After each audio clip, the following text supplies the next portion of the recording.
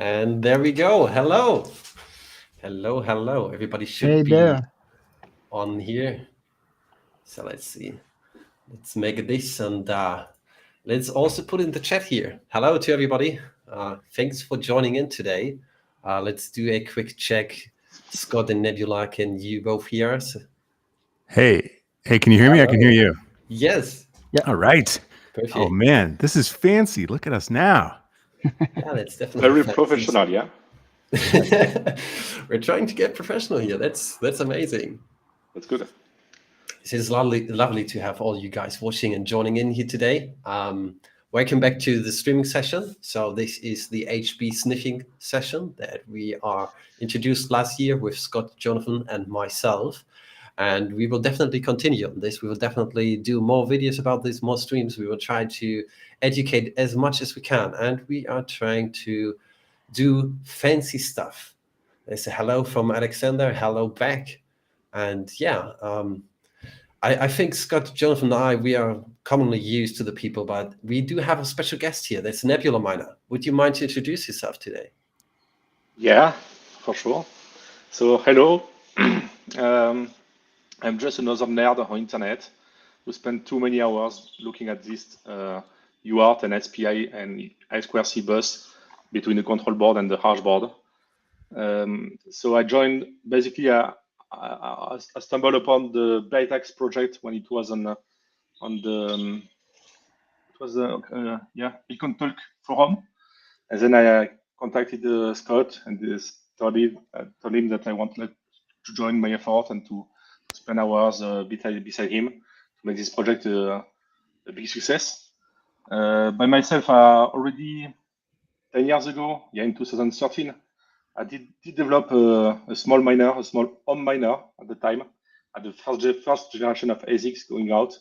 And of course, it was not a success because everybody wanted to do industrial miner with a high hash rate and a big efficiency. So the fact that people should consider doing home mining for decentralization was not the main concern at that time. But then when I saw the Bytax project, I said, oh, maybe it's reborn of my old idea. So I want to join and I want to contribute. I want to make it better.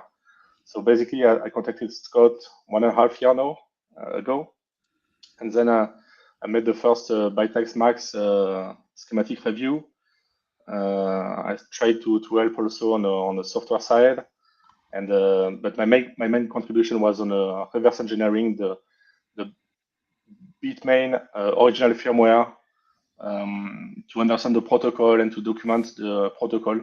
So to write the documentation, basically a small data sheet of the register and how to communicate with them. Why are they for? What is the field? Each bit, what is it for? So there is still a lot of darkness in this documentation because nothing is 100% understood. But we did enough progress to have the firmware of BitX able to hash actual meaningful hashing. So we did that at the time, and then we moved back to the to try to understand more the new chip because Bitmain continue to provide new chip. So basically, the protocol is 80% of the same, but there is new register, new feature, new skills, just like the version holding that you were talking last time. And so we have to understand the new register and to update the documentation. And so this stream you are doing is very important for me because it was a huge part of my next year contribution. I spent countless of hours on that, and me seeing you doing that now, I'm very enjoyed, and I want to share my knowledge. I want to spread what I know, so everybody can continue on the path I started last year. And of course, maybe I will join again and do some debug with you guys. I wanted to follow up on that real quick.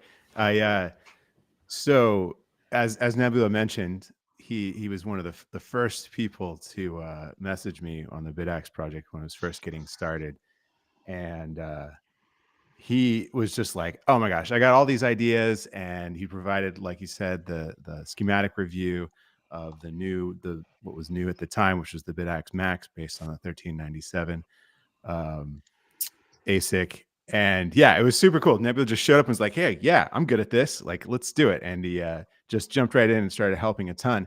So I would say he is one of the original BitAxe hackers, and one of the, as far as I'm concerned, one of the original hackers of the Bitmain ASICs. So it's pretty cool to have him a part of this live stream, which has become sort of a pretty cool, Bitcoin mining ASIC hacking stream, where we just talk about, how to dive into these things and how to get it working. And so Nebula knows a ton about that, and it is awesome to have him here.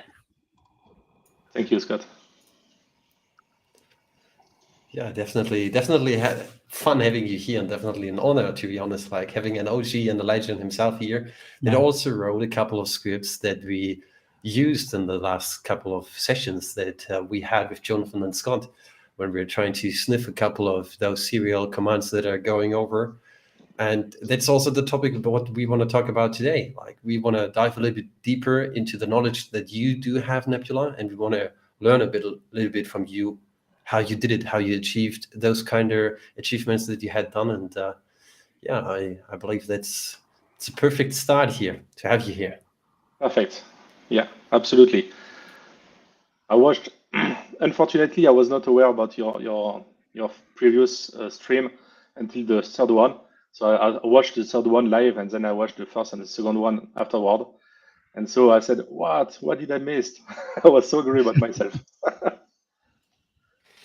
It's we definitely need to gain a bigger audience, but even now we do have plenty of people joining in here. It's lovely to have you guys here and watching us talking and being nerdy as we are. It's lovely. Yeah, and you guys don't hesitate to comment, ask your questions. You have Scott and Nebula that's going to be definitely able to answer high-level questions. Me and OneClue may be more intermediate. So go ahead. We're streaming live from Twitch, from LinkedIn, from Twitter, from YouTube, from Facebook. So everybody go ahead and give us a thumbs up and comments. Why don't we do some intros, you guys? Maybe OneClue, you can start off, and then that's right. Yeah, I know that everyone is a long-time listener and huge fan. Yeah, definitely already know about us in this project, but just in case for the couple of people that might not know. Definitely, let's do this. So okay, let's start with myself. I'm just a nerd basically. So I stumbled upon the BitX project out of curiosity, to be honest. Like, I'm definitely a nerd, and I studied software development, and I don't know why I do this, but sometimes when I'm bored, I just go over GitHub, and that's literally how I found out about the BitX project. Like, I was going through the most popular projects on GitHub, and out of a curiosity, BitX dropped into my news, or those most viewed projects that I saw for this day. And then I was just looking into it. I was amazed by the first second. I was like, what the heck is going on? I never heard about this. And I never thought about the idea of creating an open source Bitcoin miner. Like, I know that there are a couple of, I know that there are a couple of projects or ASIC manufacturers out there that try to achieve something like this. But for whatever reason, there never has been anything like the BitX project. So that's the reason why I joined in here. And then, everything just kept going. People were joining in, people were interested, intelligent people were joining into this. And I'm just trying to contribute. I'm trying to educate myself, the people. So I do run a YouTube channel, if you're watching this on my channel currently. And what I'm trying to achieve here is to educate everybody of you what's going on. Because I do know some of us nerds know a ton, but sometimes it's just a little bit too difficult to explain. And my goal here is to explain it as simple as possible to all of you who are listening and watching this. Yeah, so I guess I'll follow. Johnson from Decentral. I'm the founder of Decentral. We started 6th of October 2016. We started, as humble plebs with just one miner, and made our way from there, self-funded. We've grown a lot by our own means. So we're still a relatively small company when you compare us to the other, mining giants. But I think we do have a more and more reach through the plebs, and we're so essentially building and understanding the issues that plebs are having and coming up with solutions for that. And so when we did ASIC repairs, so we started ASIC repairs in 2020, and that's essentially the thing that led us eventually to BitAxe, because we were obviously digging to, always digging to get more knowledge and understanding of the hardware we're working with, and stumbling upon the BitAxe, just and I was seeing some of Scott's and some of Nebula's minor work, especially with the registers and stuff like that. So this was really mind-blowing for me and eye-opening. It's a whole universe I didn't get exposure to. I'm not from an electronics background, so it's stuff I'm learning a bit by going through. So yeah, that's essentially it. That's what brought me to BitAxe, and eventually it turned to understanding that it would, like, to me, BitAxe became something that is going to bring back the true nature of Bitcoin and Bitcoin mining. So having each blade being able to be not only a Bitcoin node, but also a Bitcoin full mining node. And I'm thinking of, already some different branches we're seeing, like the Pi hacks. And I do know that this plug is supposed to go back there. We have a fix for that. So yeah, projects like this is just absolutely mind-blowing and super, super important. I used to say that this is more important to me than the S21 and all those new generations coming out. So yeah, that's it. That's so cool. You guys, both Jonathan and Wanclu, they just like hop into these projects. Like Jonathan, I think I saw that you were getting involved, and the next thing I know, you're like putting together a workshop to build BitAxes, which was just like mind blowing. So yeah, both you guys, super amazing, just jumping in and doing like super cool stuff. So yeah, super appreciative for you guys. By the way, while you're talking about this, for all the people that are not knowing, you talked like in one sentence about it, the workshops. That's also something that's going to happen. Like this year, I'm traveling around Germany because I'm based in Germany, and I'm doing workshops all over this country. I'm traveling to the south, to the north, to the middle, to the east, wherever I want to go. And basically, yeah, I'm just trying to go around and educate people how to actually solder a BitAxe yourself, or other projects as well. And Jonathan just happened to display the PiAxe. That's a project from one of our lovely community members in the OSMU Discord that also happened to created the QAxe. And if you don't know what this is, it's basically a PCB with 4 ASICs on it, running at like roughly 2 terahash at 50 watts. So it's definitely something cool. He's currently showing like the PiAxe in the camera. And yeah, the 204 actually. So this is the one you'll have for your workshop. This is the one that's coming to the workshop. That's amazing. It's literally amazing. I do love to see this, and I really appreciate it, because to all the people that might not know this, in my workshops, I will have like pre-assembled BitAxe boards, and then I just educated people about how to actually get started with soldering. So this is friendly from an entry perspective. And in the future, I will add in other boards as like this. Oh, let's see. Oh, seems like the camera does not like it. That's the QX board.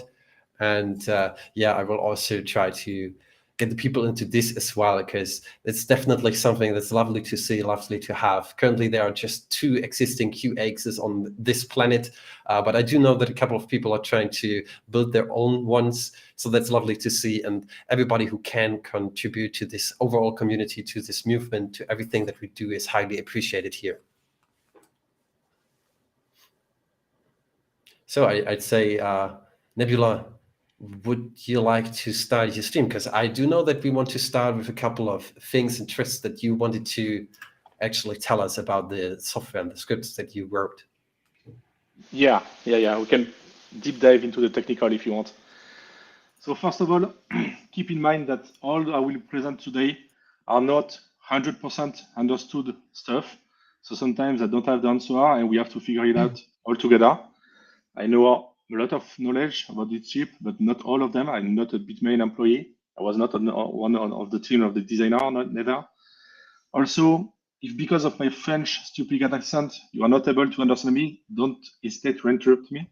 But question, if I go too fast, if I didn't explain something which is evident for me, but maybe not for everybody, don't hesitate to ask me a question during the presentation. So I believe that last time you already presented the logic analyzer software from Saleh, which is Logic 2.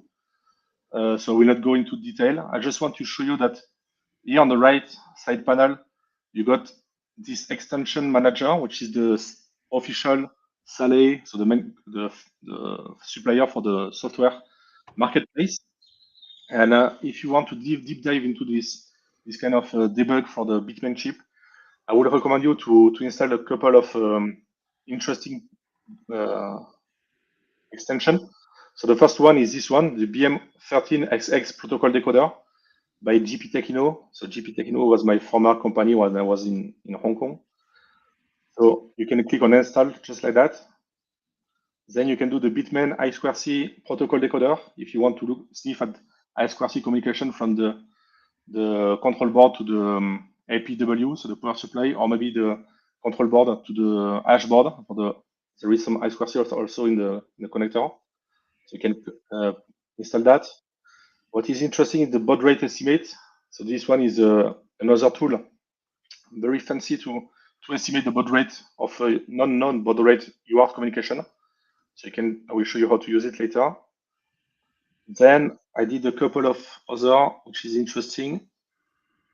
If you look at the FE, where is that? I2C.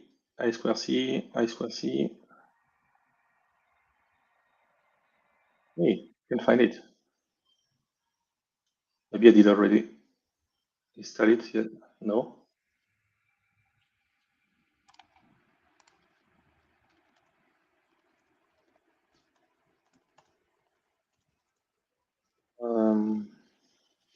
Okay, LM75A.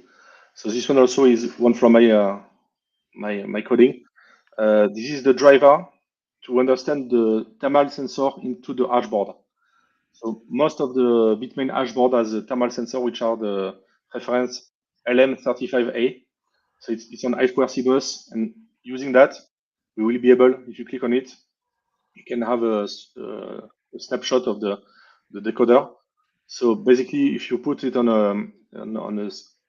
you put the high-level analyzer on the I2C bus, you can see that according to the I2C address, which is 48, it understands by itself that it is a LM75A temperature sensor probe, and then it can decode the frame, and instead of having the raw data, 22 there, you have the actual temperature in degrees Celsius.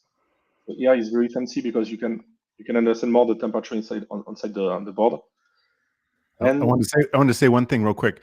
These extensions here, and correct me if I'm wrong, but these extensions are high-level analyzers. So like in the case of this LM75A protocol decoder, you still need to have the low-level analyzer running, Exactly. which would be I2C. So that decodes the sort of the waveform into I2C bytes, and then the high-level analyzer takes those bytes and actually decodes the protocol. Exactly. So I will show later how to make the difference between the low-level analyzer LLA and the high-level analyzer HLA. And the last one I want to show to present to the stream is this EEPROM I2C to IX converter. Basically, it takes it construct an IX file, which is a ASCII representation of an EEPROM, basically. So we have some okay, so it's a standard, sorry. It's a standard representation, which is very handy to extract the data from the trace of the Saleh. So if we basically on the hash board from Bitmain, there is an EEPROM. There is also an EEPROM on the APW, and the control board is reading the value from the EEPROM at the start to know what are the specific configuration value for this specific hash board or this specific APW. So this one will become handy maybe later, maybe not on this stream, maybe on the next one, we'll see. But you can install it for now, and then you are set. So once you do that, let me delete everything I have. I want to start at using the trace that Decentral made on last stream to show you how we can interpret. So last one was this one, sniffing technique live capture. So if you go to our Discord community, you will see that it's available there. And Jonathan also put it on GitHub. Maybe we'll show later where it is. So if I take the file and just open it, just like that, what I get is roughly the same value and the same timing and the same interpretation that Jonathan was doing that on last stream. So first of all, I'd like to show a couple of quick housekeeping to make it easier to understand later. So we have two traces, two signals, okay? One is the UART communication from the control board to the hash board, and the other one is from the hash board to the control board. So the control board, the main purpose of the control board is to control the hash board. So we can interpret one way of the signal to be the command. So control board is commanding the hash board, and the other way is the hash board responding to the control board. So if we are not sure which one is which, we thought about understanding which one is which. I can just look at the waveform, and by scrolling my mouse, I can zoom in, and I can zoom in and zoom in and zoom in, and here I can get some interesting data. If I zoom out and zoom out, here is also another interesting data. So by experience, I can tell that the command from the control board, and they are all the job be sent to the control board to be hashed.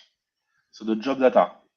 Why I know that is because the job data is very long stream of data. As you can see, there is each packet of 8 bits. It's a byte. It's encapsulated with a start bit and a stop bit. So it's 8 bits on the line to make 1 byte of data. And this kind of label is the low-level analyzer that Scott presented earlier, because Scott already put an analyzer, which is the async serial, just to interpret the raw data, the binary or the hexadecimal representation of the data. So because I know that this long string of data is basically the job data sent by the control board to the hash board to be hashed by the control board, I know that this channel, if I click on channel 2 here, I can just command rename it in command. And of course, the other way around, the small instruction sent back from the ASICs to the control board is the respond. So you can response. You can call it whatever you like, maybe a reply, maybe command or control, or whatever you want. But I would suggest you not use TX and RX, because TX and RX is the way to name from the point of view of one end of the signal. Basically, the signal, if I just consider the red one, it's the same electrical signal from the control board to the hash board, but it's the control board is outputting the signal, so it's a TX from the output from the control board, and it's a RX received from the hash board. So if I put a name on the line, and I don't want to take a point of view of either hand of the line, so I want to take a meaningful name, which is the same for either hand. So I don't want to use RX and TX, because doing that, you will have trouble later to understand which is which. So if we just keep this name of command and response, is much easier for the later analysis. Then I can do the same also for the. So if I just remove what Jonathan did last time, just to make it new, if you go to the first tab, which is the analyzer tab, you can make an async serial I2C or SPI bus, and there is many more by default on this kind of tool. But the three main one are this one, async serial for UART, I2C for the synchronous bus with 1 clock and 1 bidirectional data. And the SPI bus is a synchronous bus also, 1 clock, but full duplex, meaning that both sides of the link can talk at the same time, because each one has a separate line. So it's a more advanced and more another bus. So we just focus on the async serial for tonight. Can I just give a Yeah. quick bit of context here about where this async serial data came from? Yeah, sure. So this, this came from our stream last time, but essentially what you're looking at here is a logic analyzer capture of the data going back and forth between the control board on a miner and the hash board on a miner. And so this is the async serial data, which is specifically talking to the chips on the hash board. So there's a big chain of like 100 plus chips, and you're looking at the commands from the firmware running on the control board to the chain of chips on the hash board, and then the responses back from those chips. And so this is the mining. This is mining. The jobs that Nebula mentioned, that is work going from the control board to the chips saying, here's the block header we want you to hash and look for a nonce that meets the difficulty. And then the responses are if the chips, the mining ASICs, find any nonces that meet the difficulty. So that's when it responds. Yeah. So basically, while Scott was talking, I got a crash of the software because this trace is so long. Look, there is tens of seconds of data. So at the normal human scale, tens of seconds is nothing. But if you look at data which is on the megahertz, meaning you can move 1 million times per second, then we get a lot of different value. And this is memory, a high usage of the memory. And sometimes the software is crashing or your computer is not handling properly. So what I did is I did have a crash, so I did have to launch again the software and to open again the file, but I did not save it. So I would recommend to save it as often as you can, like that, or maybe Control S, which is the same as saving, to save the progress we did. Okay. So now I want to use an async serial because I know this, as Scott mentioned, this signal has asynchronous serial communication from the control board to the hash board and from the hash board to the control board. And if I put to add a new analyzer, the software is asking me on which input channel should I put my asynchronous serial analyzer. So let's do the command first, or maybe the response because there is less. And then he wants me to input the bit rate. So the specificity of the asynchronous serial is to be asynchronous. It means there is no common clock between both ends of the communication. And so to understand each other, both ends should have the same baud rate by configuration. So it's a fixed configuration to put the baud rate. If you don't know the baud rate, like last time, you have to figure out the baud rate. So let's say I do a cancel there. I want to show you how can you estimate the baud rate with the extension I just installed a few minutes earlier. So if you go there, I zoom on the oscillating value, and I can do a measurement. Okay, I do a measurement. I click a plus, or I can do that here, measurement, and I swipe over the interesting data. Here I got some interesting data, the delta t, which is the period of time where I am looking at, so the highlight period. But if I look here I got the F baud, which gives me the baud rate, estimated baud rate of the data. So here, 13 megahertz is way too high. So I guess I did it wrong. I should have this kind of value, 13 again. No way it's 13.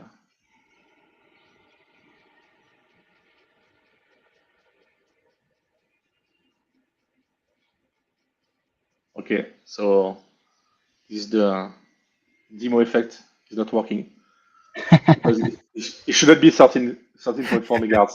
We don't have What's the sort of bit time, like single cycle bit time? 18 nanoseconds. Okay, so that's right. Yeah, that's right. That's 12.5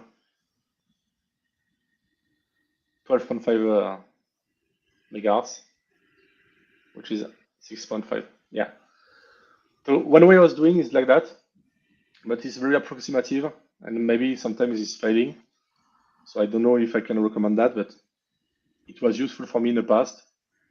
Maybe look, There here I you have 12.5, yeah, 12.5 megahertz from the command, and so we can estimate the 12.5 megabyte per second. So now we can do the async serial on the response and put the 12.5, which is a good value.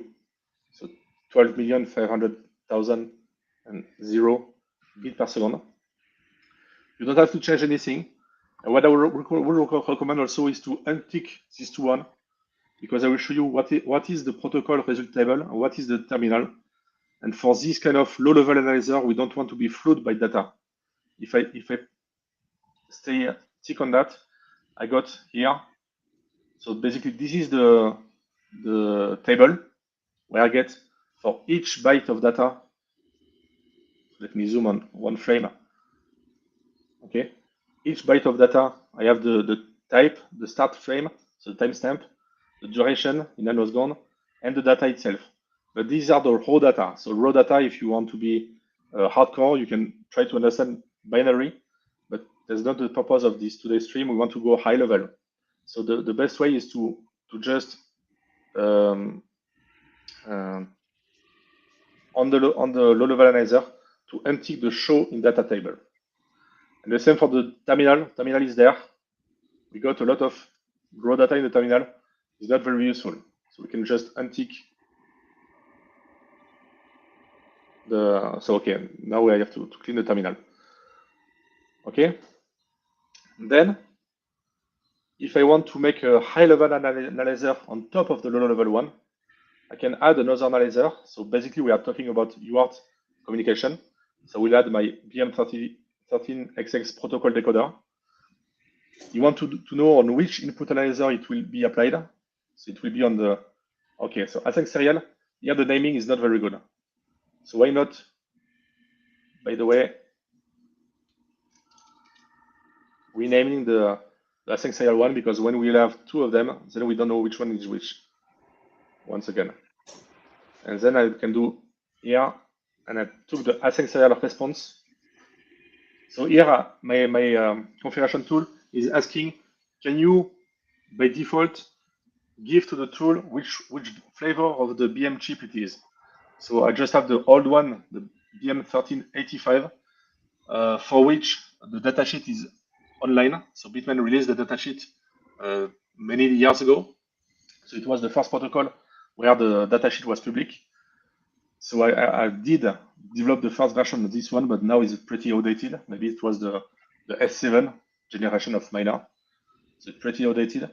The BM1397, which is the S17 generation, so the one used by the BTAX Max.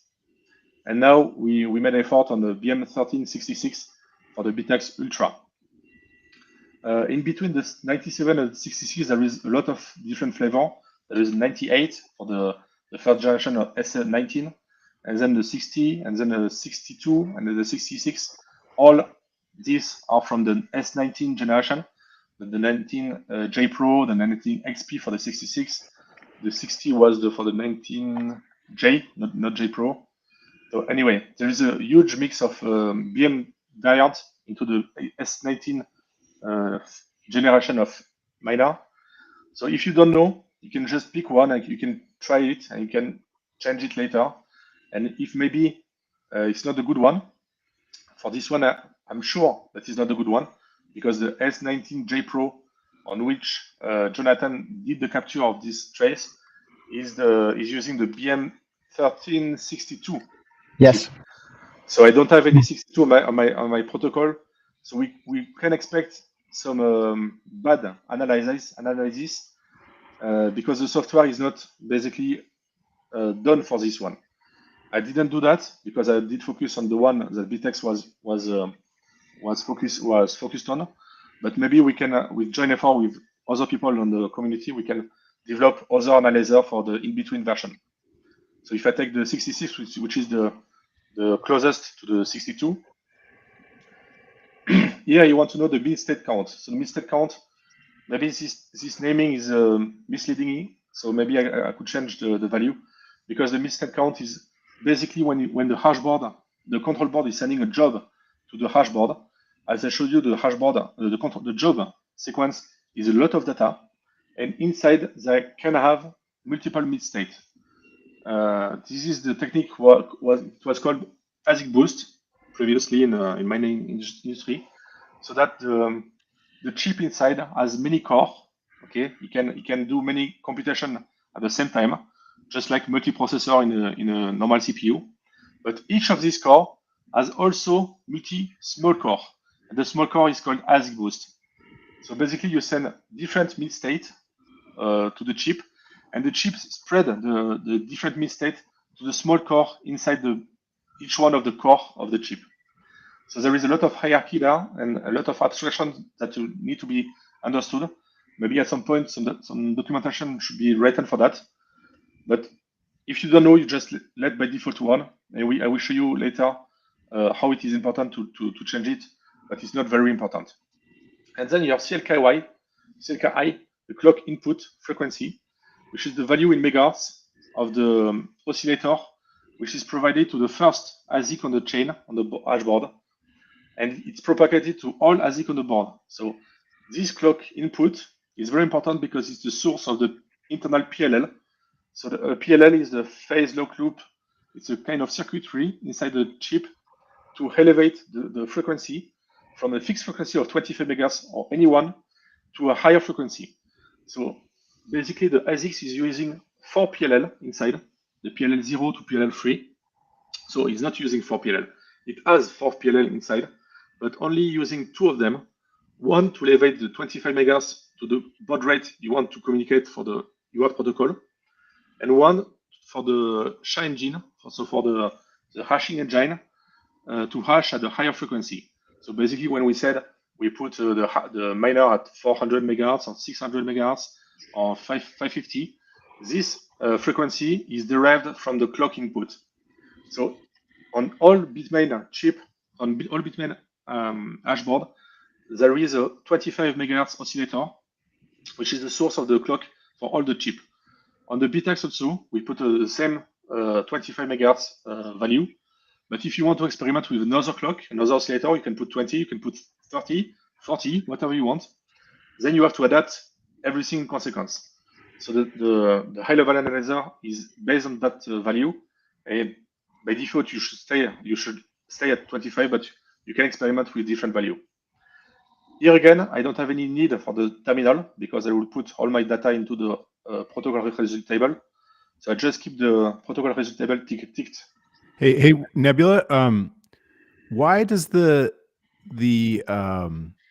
ASIC clock-in frequency matter for the high-level analyzer? It's not useful for the high-level analyzer, except for the fact that it will. Okay, when the command is sent by the control board to the hash board to change the baud rate of the UART, or when the command is sent to change the internal frequency for the hashing, then the high-level analyzer is using this raw data, and you need the clock input to scale it to the actual value. So the main purpose of the high-level analyzer is to display a meaningful value for the hacker to understand what is going on, to not deal with the raw data.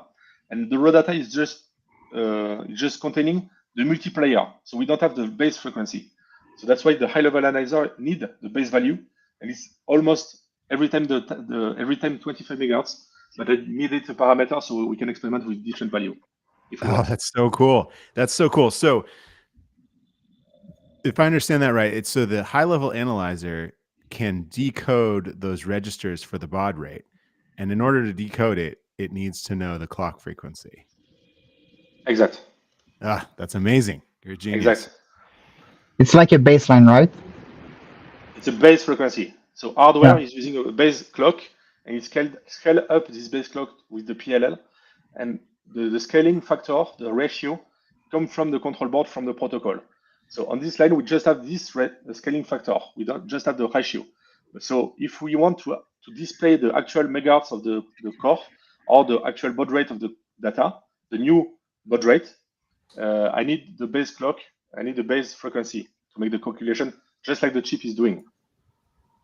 That's why I make the value. When we're speaking about this base clock that's used on those Bitmain chips, I was also wondering about this. Like a couple of people asked me when I was talking with them about the Bitmain chips, that you cannot just snip and ramp them up to like 550 megahertz or whatever you want to use on them on a megahertz wise.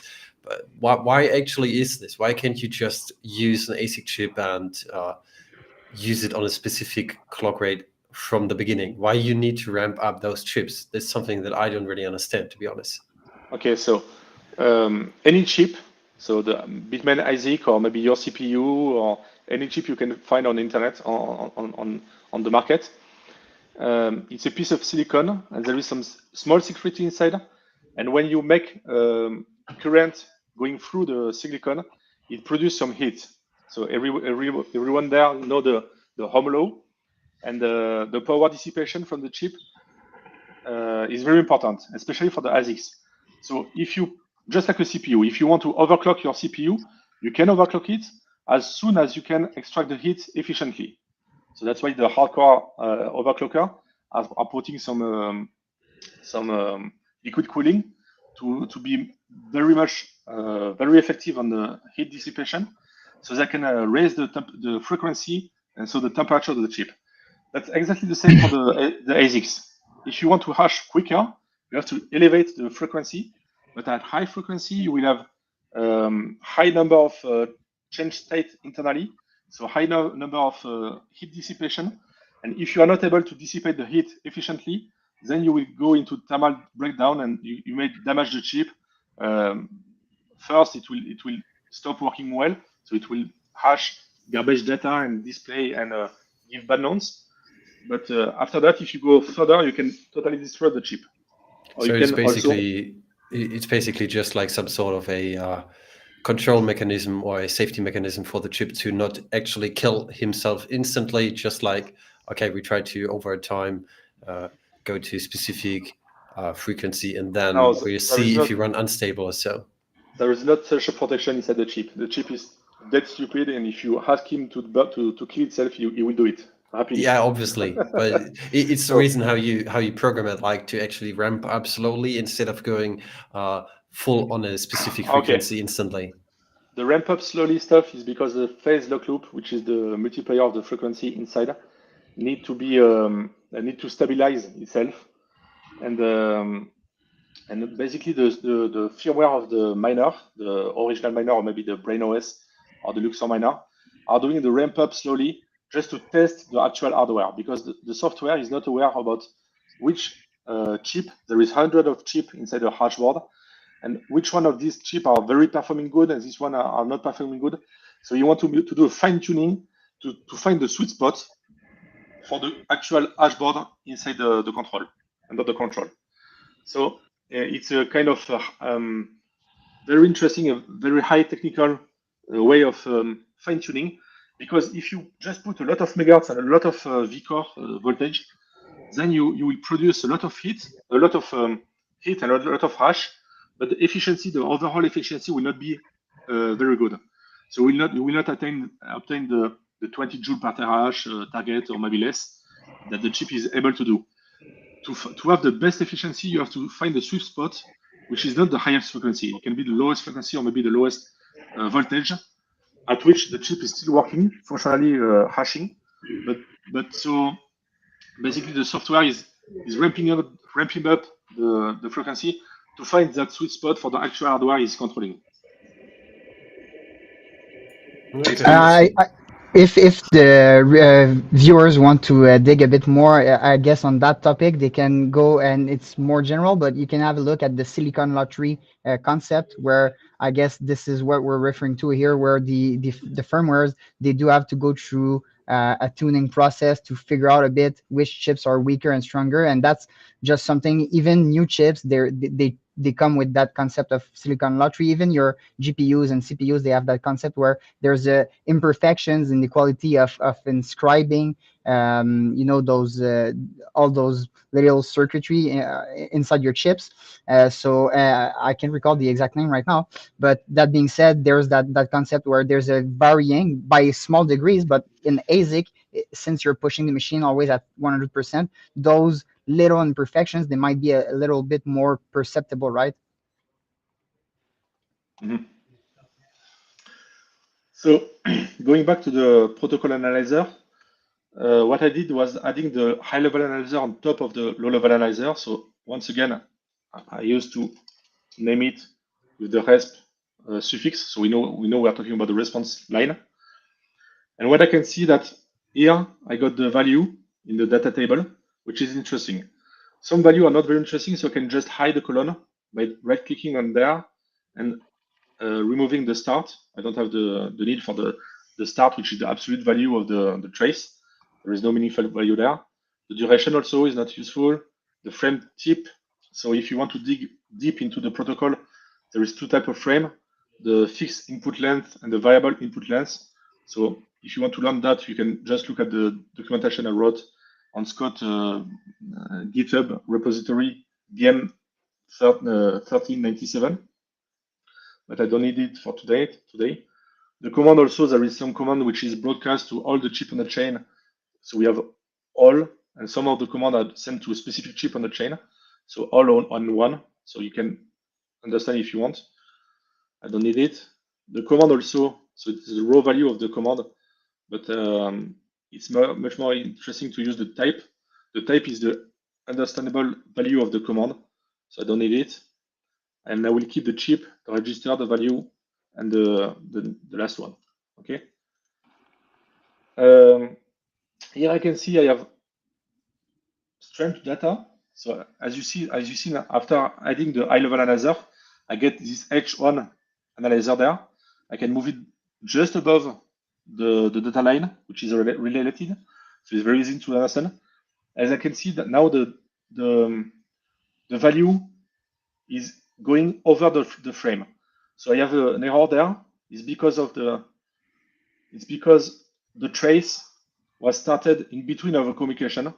So we have an asynchronous asynchronity. So what I used to do, as I told you earlier, this trace is from the hashing period of the miner. So the control board is continuously sending some job, and the hash board is responding some nonce. So we don't have the need for this 100 of second.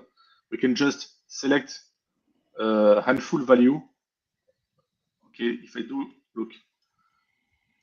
I do click, right click, and delete data before this point. So I'm not clicking in between the frame. I don't want to cut a frame in between. Okay, and then I will do, maybe I will keep 2 or 3 hash. Okay, I can cut, delete data after this point. So once I do that, I can see, no, sorry, that's not what I want to do. I can save again the capture, but I don't want to erase the old capture, which is the big one. So I can add a small section. So Nebula, I'm right that the saves you're making right now, the naming you gave to those signals and those changes when you remove parts of data, they're going to be part of that new SAL file that you've just made, right? Exactly. No, I did remove the data from the left and from the right. I just select a meaningful. I can do that also with the time marker if you want to add a marker pair. If you want to focus on this data, so look, I will do from here to here, and then I can click on right and delete data outside of the pair. You can do that if you want. Got it. Okay, so it's very easy to Narrow narrow down, yeah, and then you save as under the new name. What you can do also is open the new name, the small section I just created, which is only 137 kilo instead of 40 megabytes. Yeah. And then you can close the old one, and we can just work on the smallest one. Nice. So here, what's wrong? I have synchronicity, means the high-level analyzer is start at the same time as the low-level analyzer, but you want more byte, basically. Why does it want more byte? It's because I was selecting it was because I was selecting the 1966. Okay, edit 1966 instead of the 1962. And the technicity of the difference between both is that the 1966 is using version rolling, and the 1962 is not using version rolling.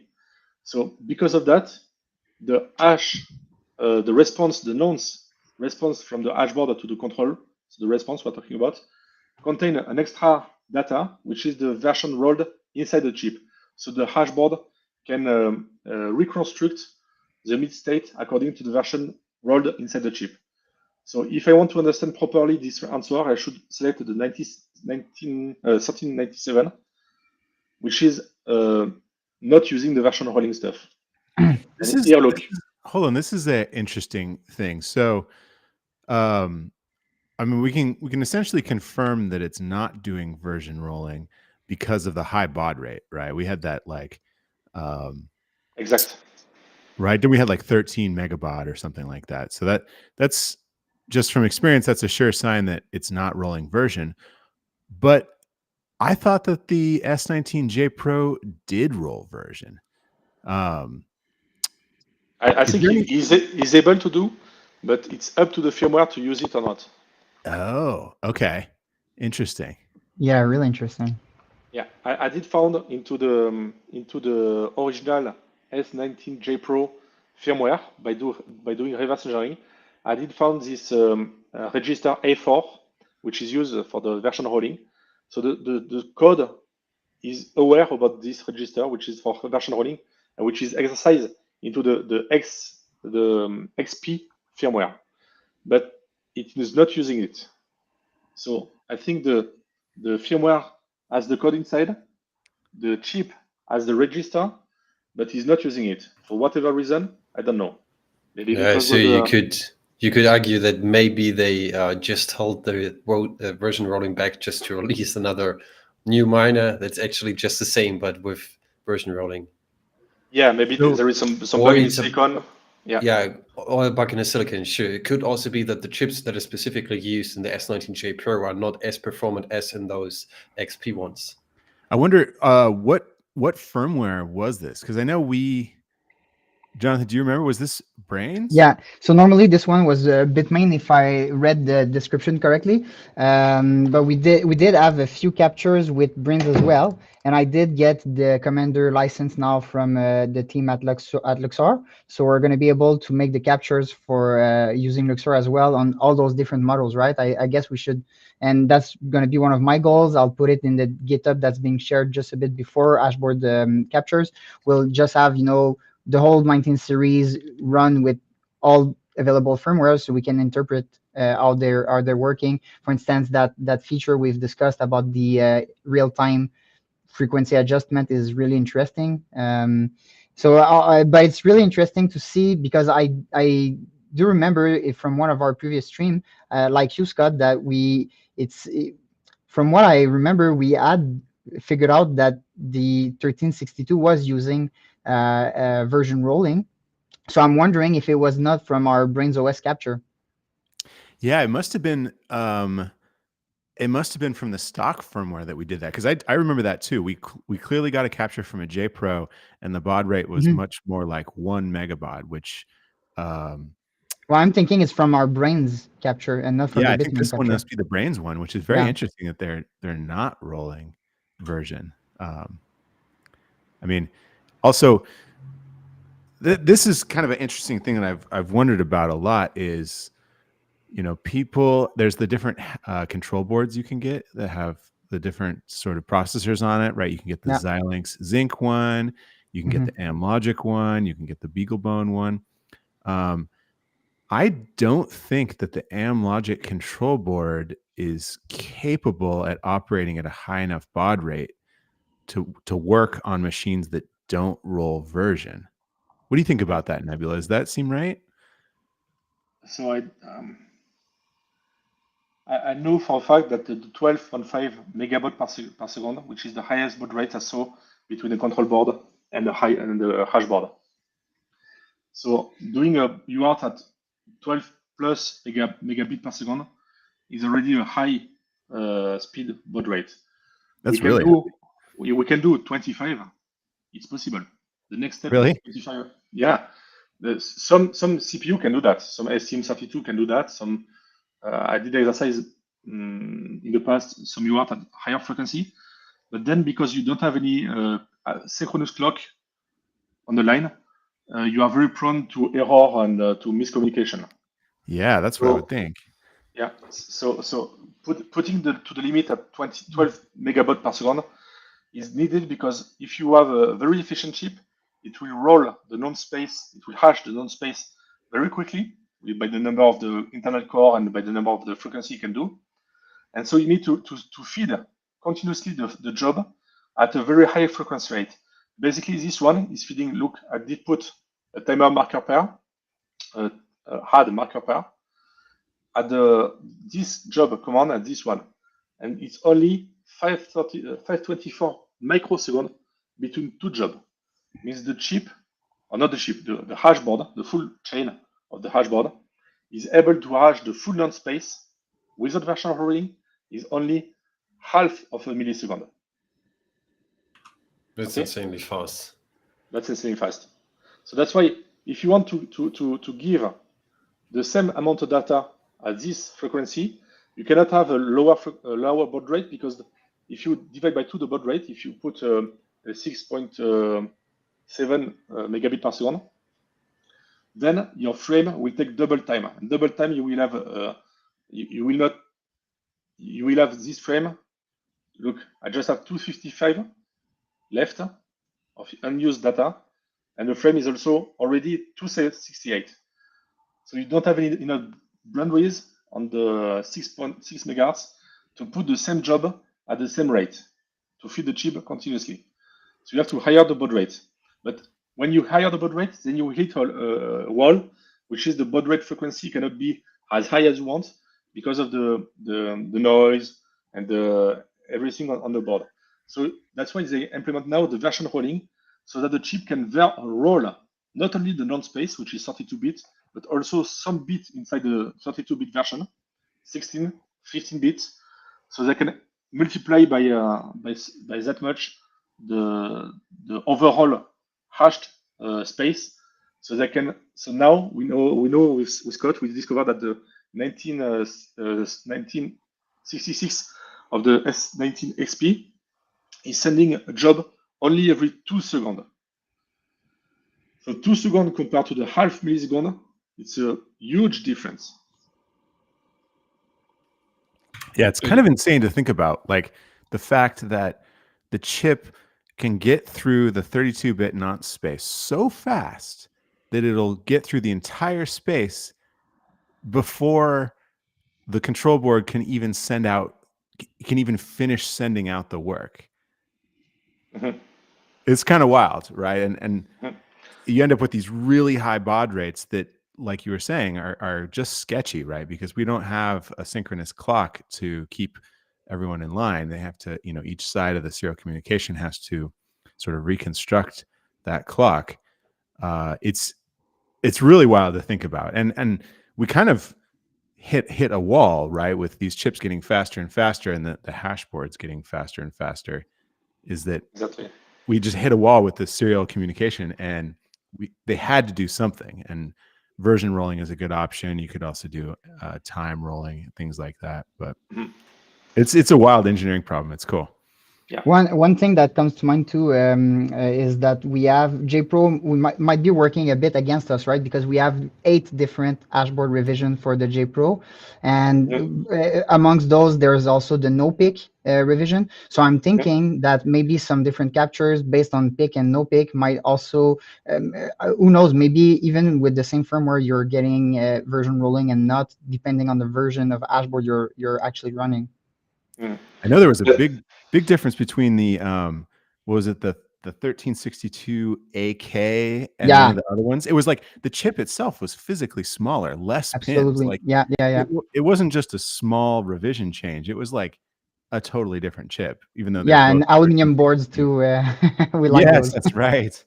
So That's why. yeah, That's why if we want to be very precise, when somebody on the community is doing a log, is tracing some data from any one hashboard, we need two inputs with very good accuracy. One is the hashboard revision. So usually it's a BHB Yeah. and then some number. So we know which revision it is of the hashboard because there is different variant of the same hashboard for the same miner. And then we need the firmware and the version of the firmware. So if it's Bitmain or BrainOS or whatever, then it's useful to know these two values, one for the software, one for the hardware. And I'm thinking, would it be useful to also gather information such as the control board used, right? Because you have all those different control boards too that might have a different behavior. And then I'm wondering, like, I guess the bin of the chips shouldn't matter because that's just different quality, let's say. But the type of the chips, so let's say S19XP, you have the AL and the AG revision. So is that something that might have some influence that we can perceive from those captures? Of course, there is some influence, but the firmware from the control board will adapt to that and to send different value to the chip.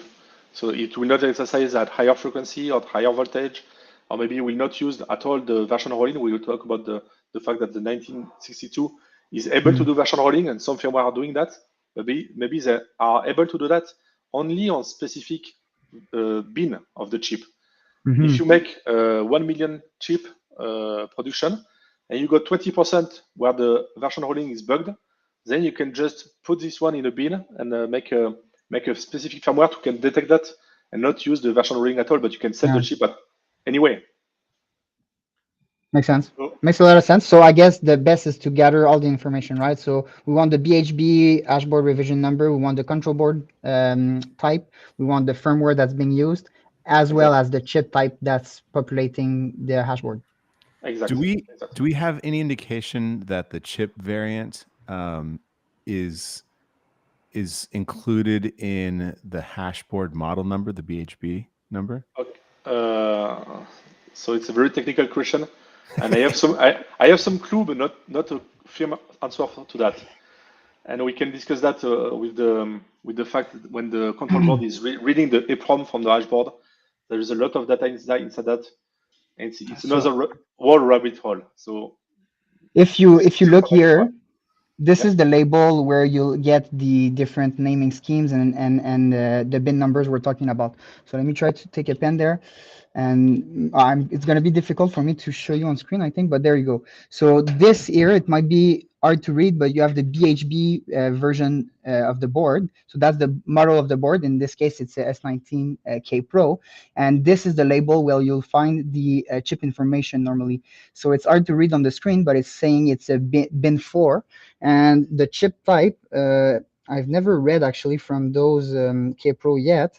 So I'm not sure exactly which one is what, but normally on that label here is where you'll find the chip type, and so you just need to find exactly like which characters to read.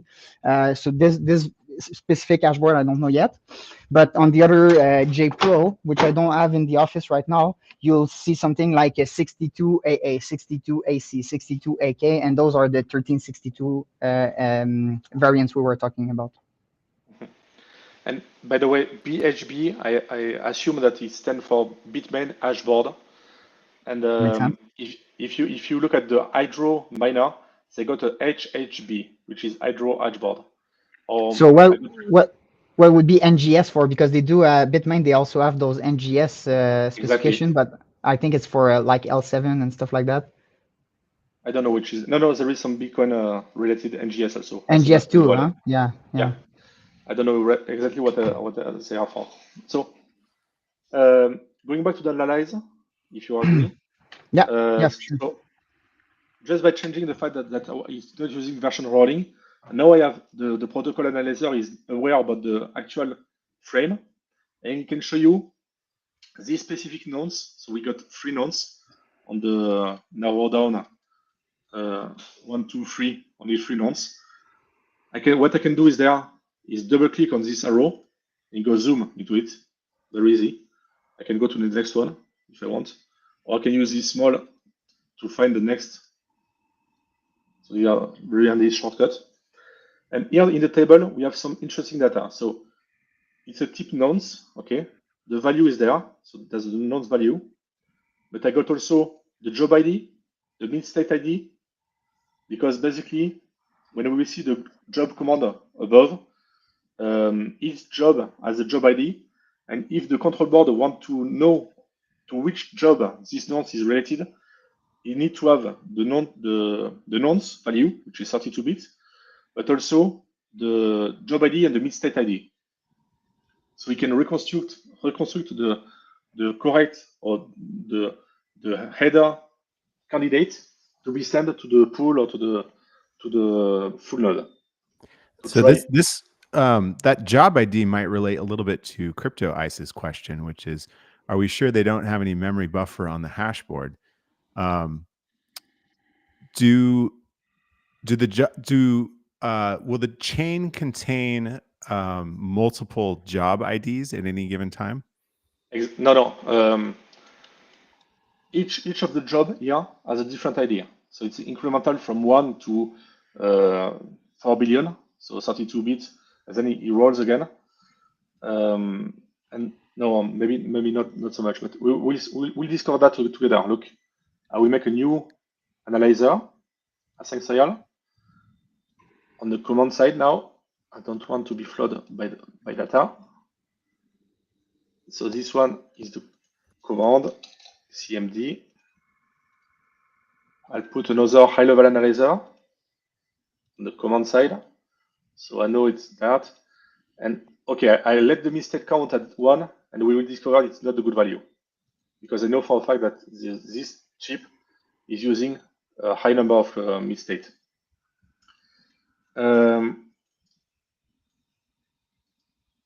So here we got some knowns.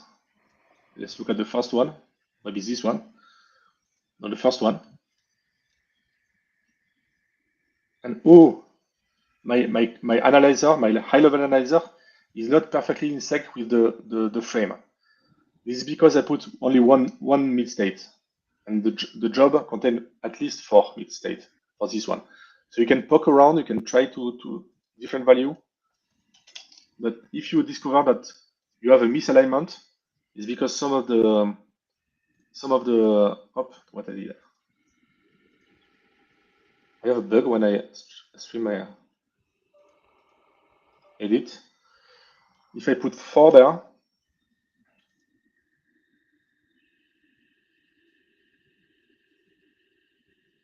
no, it's not 4. Maybe it's 8.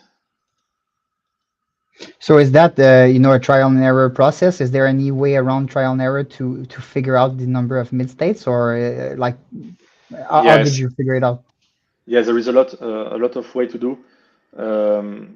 If you reverse engineer the firmware, then you can find some topologic file into the firmware starting at the S19 generation, and on this topol.json file, you have the number of small core, and the number of small core is the number of ASIC boost, so it's the number of mid states they've sent in parallel. It's pretty cool. If you SSH into your miner with the username miner and the password miner, you can get into the file system of the control board.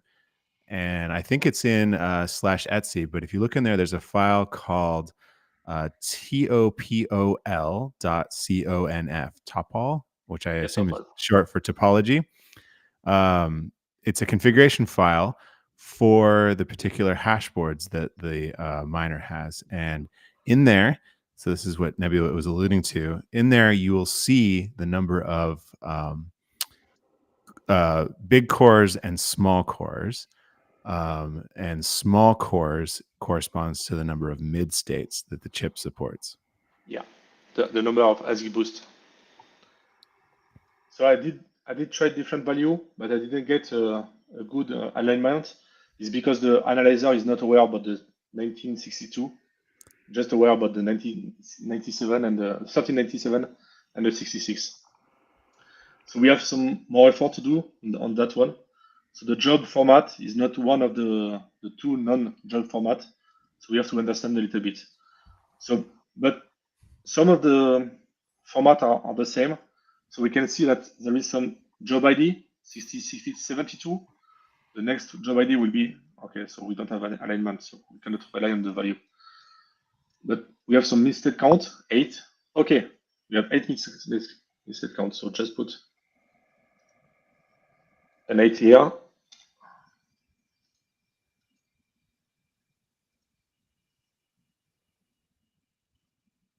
Eight mixed state, the n bits, which is the network difficulty, the n time, which is the network time for the block candidate, and then some CRC. And I didn't display all the mid state because there's a lot of binary data, which is not very useful. And what do you know? That was the date of our last stream, right? Exactly. So if you just keep the raw data, you have the 32-bit value of the epoch time on the end time, but the high-level analyzer did calculate, display the date at a human understandable format, which is 16 January 24, which is the last stream at UTC 8 p.m. Exactly. Because we are doing some real hashing. Jonathan, you are not a faker.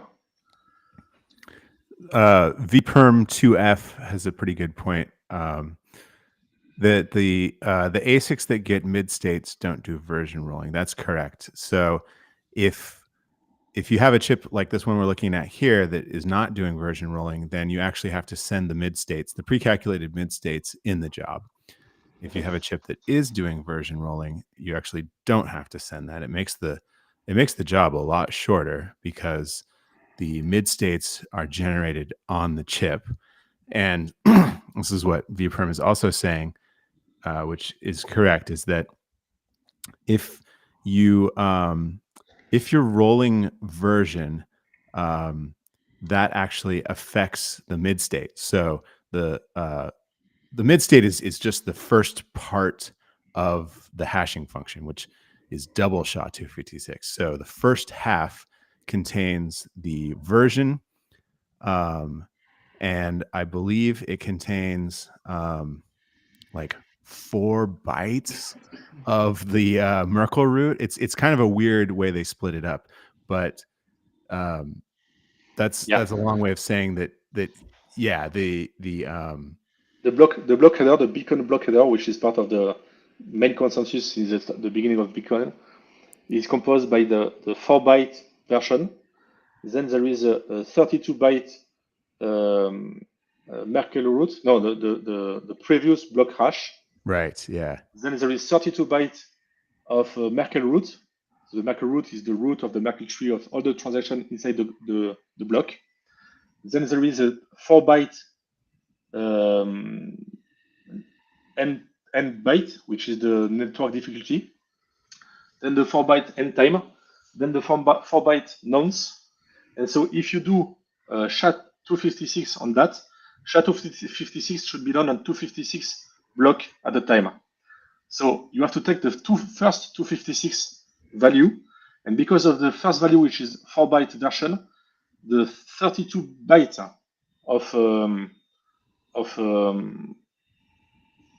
of what is it yet? Of the previous block hash. No, it gets the whole previous block hash. It's 4 bytes of the Merkle root. Yeah, and then you take the first 28 bytes of the Merkle root into the first segment of 256 bits. Yeah, so there is a misalignment there. That's why the CPU or the pool is pre-computing the first round of the SHA-256 for the hashing, and it gives just a mid state. Mid state is the intermediary state of the first block, which is already hashed. But because of the version rolling in the chip can be done now, we cannot provide the mid state because the chip should be able to change the version, and the version is the very first field in the header. So you need to provide in the job data, not the mid state, but the full header value, so the chip can compute his own mid state by itself, according to the version rolling he's doing internally.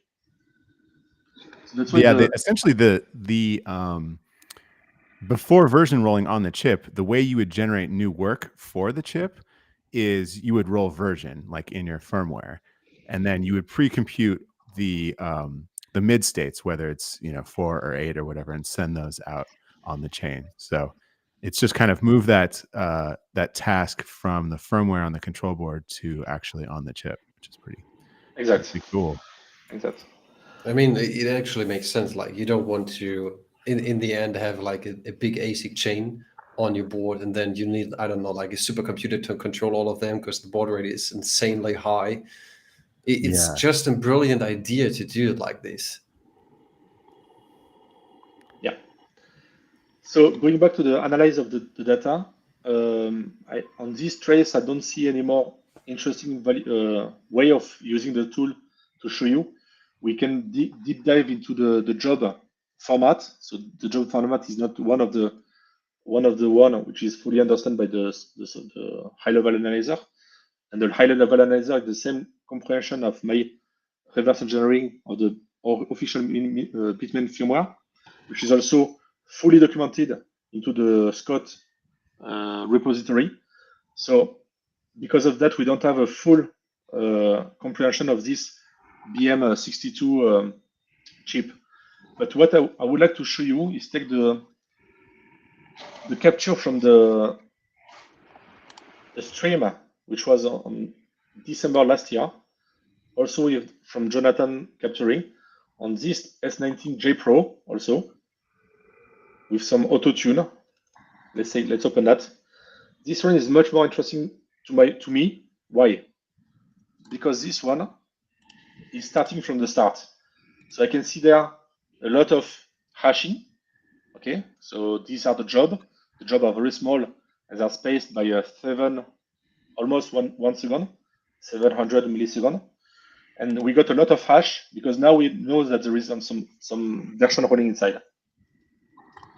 But the very interesting part is the beginning of the setup, when the control board is setuping the full hash board and putting all the ASICs configuration into the hardware.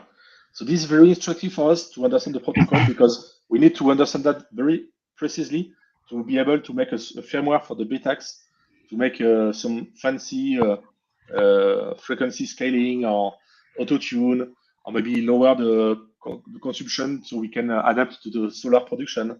This kind of doing is only because we fully understand the setup phase, not the hashing phase. The hashing phase is only 20% of the job. 80% of the protocol is on the setup phase. So once again, I don't want to have the full setup. So I will delete data before this point. And I will keep only there, the few first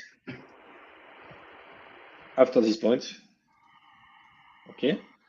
So now I can save, capture, and call it step 1. We'll subdivide later. Step 1 first. So once again, CMD, some housekeeping, RESP. On the logic analyzer, I don't know which one is which one. So edit, this one is CMD.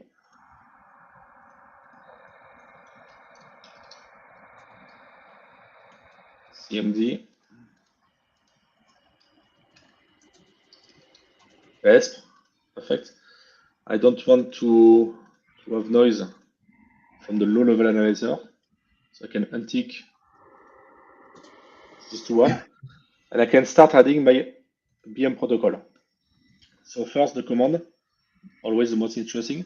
I have a choice. Let's try 66. I know it's not good, but we'll try that.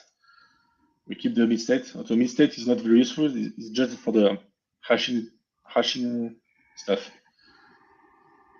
Here, what I get is first, if I look at the very first frame instruction sent by the control board, I have again a misalignment. So let's try our 115 kilobit per second. So these are this is the standard baud rate. So let's try that. Let's change it.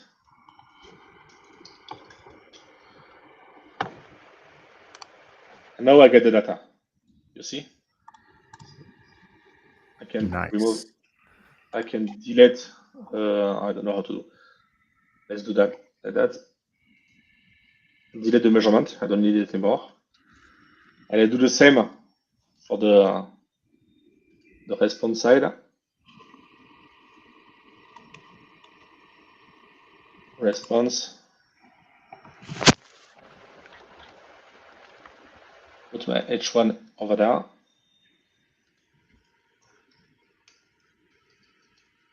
Resp.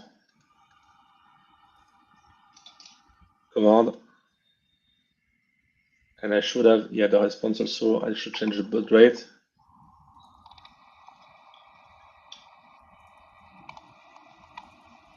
Here it is. Now we have, look, each command on the initialization phase has a specific length and the response also. And by looking at the data, it looks pretty sharp. We will discuss the protocol later. But yeah, oh look, now it's okay.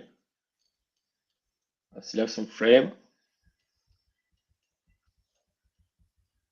At some point, yeah, over there, when there is a big gap, usually, is to let the protocol change the baud rate. Oh, here my command, my byte is not the same as the. So the software, the control board did ask to the hash board to higher the baud rate to an unknown value. We'll discover that later. So we have a different baud rate. In that case, the logic analyzer protocol, the tool, is not able to do dynamic baud rate change. So what we have to do is to put a marker between the change of the baud rate. Let's put it right in the middle. I can save my capture into step 1. Okay. I remove delete data after the marker. No, what I do? I delete before the marker. Okay. Now I can save the changing to step 2.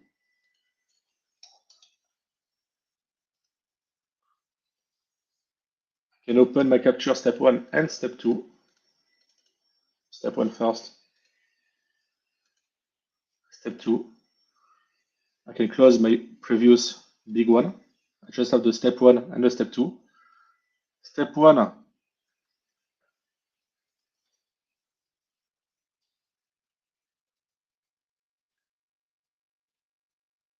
Yeah, basically I just want to split the SAL file, the SAL file, according to the baud rate. So what did I do? Oh, it was not saved.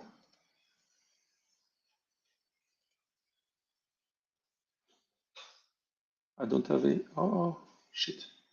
Sorry.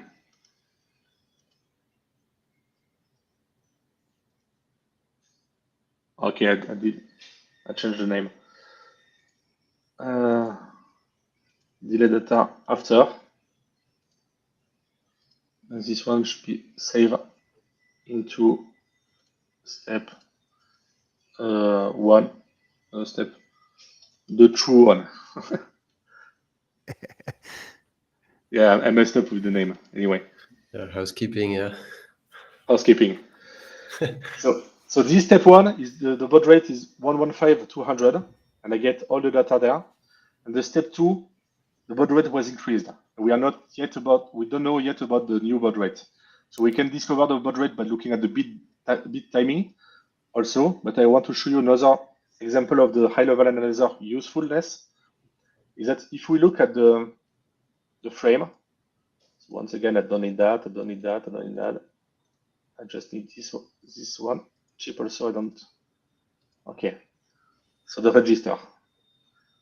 So during the oscillation, the initialization phase, the control board is setting up a bunch of register. Okay.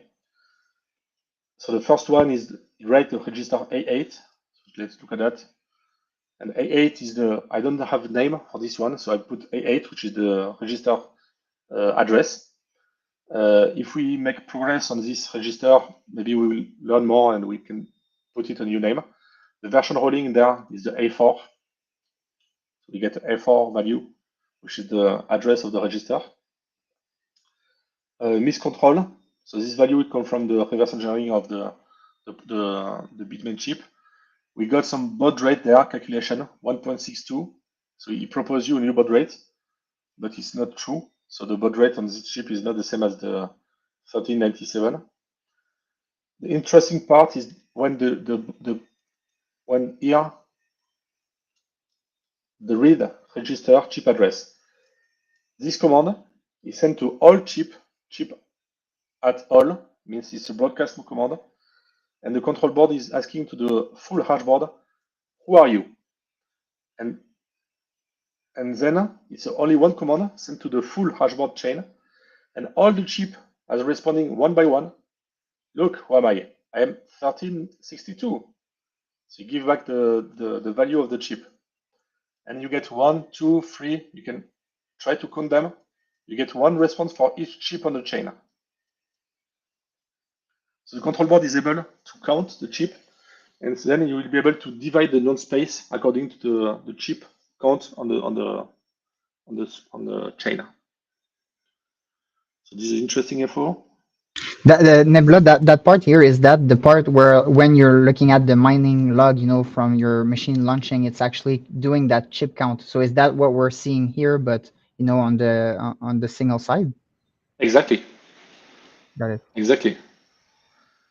Your firmware is doing the basic test on each of the 2 or 3 hash board of the miner, and then it wants all the chip on the hash board to be enumerated. So it just send a broadcast chip address request, and all the chip are saying, "Hey, I'm here. Hey, I'm here," and they are all the same value, of course.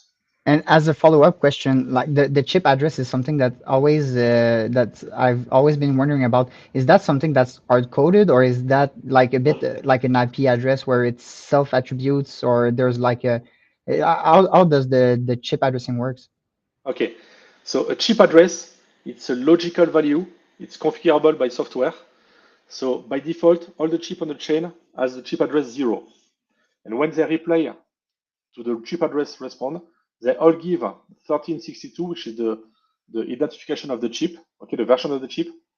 03, which is the okay, so this value is still subject to discussion. I don't know exactly what it is. Maybe it's not used. Maybe it was used in the past and not now. And the 00, the 2 last one, the last byte, is the chip address. The chip address on the bitmain chain is only 1 byte. So there is only 256 value from 0 to 255. And by default, all the chip have the chip address 0. So that's the responsibility of the chain, the hash board, to assign new chip address to all the chip in the board. It's just there. Just look at this one. They do a chain inactive command, so they don't want the chip to propagate the value to the next chip because they're all in the chain. So they send the command 3 times to be sure that the chain inactive is propagated to all the chip in the chain, and then it starts to give chip address. So you have a chip address 0 first, chip address 0, which is only listened by the first one on the chain because the chain is inactive. Okay, and as soon as the chip received his own chip address, so it's just like an IP address, it's a logical value, software value that can be assigned by any value to any chip. But when the chip received his chip address value, then he starts propagating the next command to the next chip on the chain. And the next chip address is 2. And then we get 4. And then we get 6. So there is an increment of 2 for each address, chip address on the chain. It's not hard-coded. It's not a pull up and pull down on hardware. It's given by the software. And we are. So it must, once it gets an address from the set chip add command, Yeah. it must activate, right? Because it's going to need to start passing data to the next one. Exact. It activates itself and it starts communicating the value to the next one. It's amazing how like integrated these chips are. Like they are absolutely designed to be connected in these long chains. It's pretty neat. Oh yeah, well designed for that. And by the way, why do we have an increment of 2? Maybe they should have put the chip address 0, 1, 2, 3, 4 by increment of 1, or maybe by increment of 4 or 8. Why did they put 2? The secret there is that they are dividing the non-space with the chip address. So basically, when you send a job on the chain, you send the same job for all the chip on the chain. Okay? So to be sure that the first chip and the second chip are not doing the same hashing, using the same job, each chip will apply its own chip address, but only the first byte to the most significant byte of the nonce. Okay? So on the 32 bits of the nonce, the most significant byte, so the first 8 bits, will be his own chip address. So if on the hash board you have 100 chip and you have an increment of 1, the first one will have 1/8 of the non-space to hash, the second one also 1/8, the second one 1/8, but then the next one will have a huge non-space to do it by itself. So they want to divide evenly the non-space using an increment of the chip address so that each chip on the chain get roughly the same non-space to hash. So the first one will be responsible for the nonce value from 0 to 2, and then we are just talking about the most significant byte from 0 to 2. The second chip will be from 2 to 4. The third chip will be from 4 to 6, and so on and so on. Okay. Am I correct saying that it's kind of a cheat to avoid overlapping the work from one chip to another? A cheat or design, or you can call it whatever you want, but that's the way Bitmain is dividing the non-space for all the chip in the hash board. And by the way, they're doing internally inside the chip. Inside one chip, there is multiple core, 100 of cores, small core, there's core, not small core, and each core has an internal address also, and they apply this internal address to the next byte, next most significant byte of the non-space. So they are sure that inside the chip, no two cores are not hashing the same data, basically. Yeah, there's like parallel processing going on in these chips of multiple cores, Exactly. of hundreds of cores, hashing in parallel. Yeah. And that's how you get hundreds of essentially gigahashes per second out of a single chip, right? Because you'd think if it was just working on one hash without any parallel hashing, if it was just working on one hash, then in order to get 500, let's say, gigahashes per second, it would need to run at 500 gigahertz, which is just not how fast these chips can run. They're definitely not running in gigahertz, right? We know that it has a 25 megahertz oscillator clock on it, and we know that the hash frequency is also in megahertz. So you have to think that in order to do hundreds of gigahashes, it's got to be doing them in parallel. Yeah. And if we look at the last set address command, which is to give the address 250 to the last chip on the chain, okay? So the previous one was 248 and then 250. Then we have a gap because we don't have a power of 2 chip on the board. So the last one will be responsible to hash from 250 to 255. It will have. And it's not going to, hold on, correct me if I'm wrong here, but it's not going to be able to hash that extra space, right? Exactly. That's why we have the nonce pattern. The nonce pattern analysis you talked last time on the last stream. Yeah. The high end of the nonce space is never hashed by the Bitmain miner, because of this subdivision into evenly distributed nonce space between the chip. and the fact that the chip on the board, the chip count on the board, is not a power of 2. That's so cool.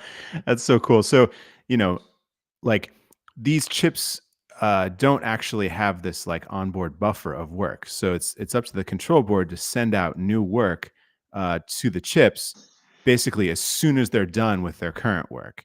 So that means that all of the chips in the chain are going to be done with their specific nonce range, and that last chip is still has more to go, but it doesn't matter because you have to send out work to the whole chain. You can't just wait for that last one to finish. Exact. Especially if you the best way to divide the work is to have maybe a 128 chip on the board and or 256 chip sharp. So then you can divide evenly, and each chip has the same workload. And also each chip internal core should be a power of 2 because they divide the same way but on the lower level. So that's amazing. But of course, you know, when you're doing the sort of electrical side of a hash board, you need to consider you know, what the core voltage is, what your power supply voltage is, and then how many you want to have in series. Like for instance, I think the XP has 110 chips. It's I think 10 in series, and then it's 11 of those Voltage, chips in yeah. each domain. So that's 110 is not a power of 2. So that's why you have this extra. Yeah, you have the difficulty to align the number for the software side and then the align for the number for the hardware side. And you never end with a sharp number. Yeah, sure. So then we Looking get at to, yeah. sorry to Butter. Looking at the documentation we had from the registers, I can see there was 3 types of commands and 2 types of responses. So now I seen the types. I guess is what we're seeing in that field in the analyzers, right? Exactly. Column. Right register, And yeah. so That chip from what I was address, seeing in the documentation, we had the job command, like command and chain inactive. So the respond and stuff like that is what is the type 2 is the command. exact. Look, if I put the command byte, Mm, then you get the 1, which is write register, 63, which is the respond.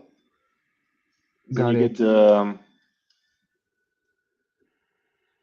the 3, which is the chain inactive, 0, which is chip address, and then we get some write. Yeah, you're true. These are the raw data. And we should see a nonce response as well somewhere in there, right? So the nonce response was on the previous when we look at the hashing side. Now we are just in the Yeah. initialization phase. So the nonce and the job are on the hashing Right. part. So then you can look at here. We got a write register for all chip. So it's a broadcast command to write which register, the core register control, and we give some value, and the value is to write the core 0, to write the core reg write. So there is in-depth protocol. You can dig into the documentation also. But here we have some other writing, register writing. So for some reason I cannot scroll down there. I don't know why. I have some bug. Maybe you also, or maybe I don't know. I can go past a certain point. Anyway, I just want to look at the last command, because if we have a baud rate change, we can expect the last command to be sent to be the information from the control board to the hash board to say, hey, from now on, I want to change the baud rate to this value. So just look at the last one. And yes, we have a fast UART configuration. You see?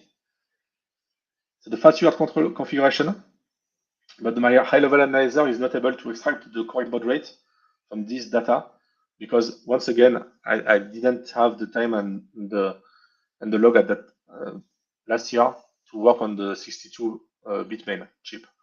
So if you put a 66 or 97 chip, then the protocol analyzer will tell you what is the next baud rate value.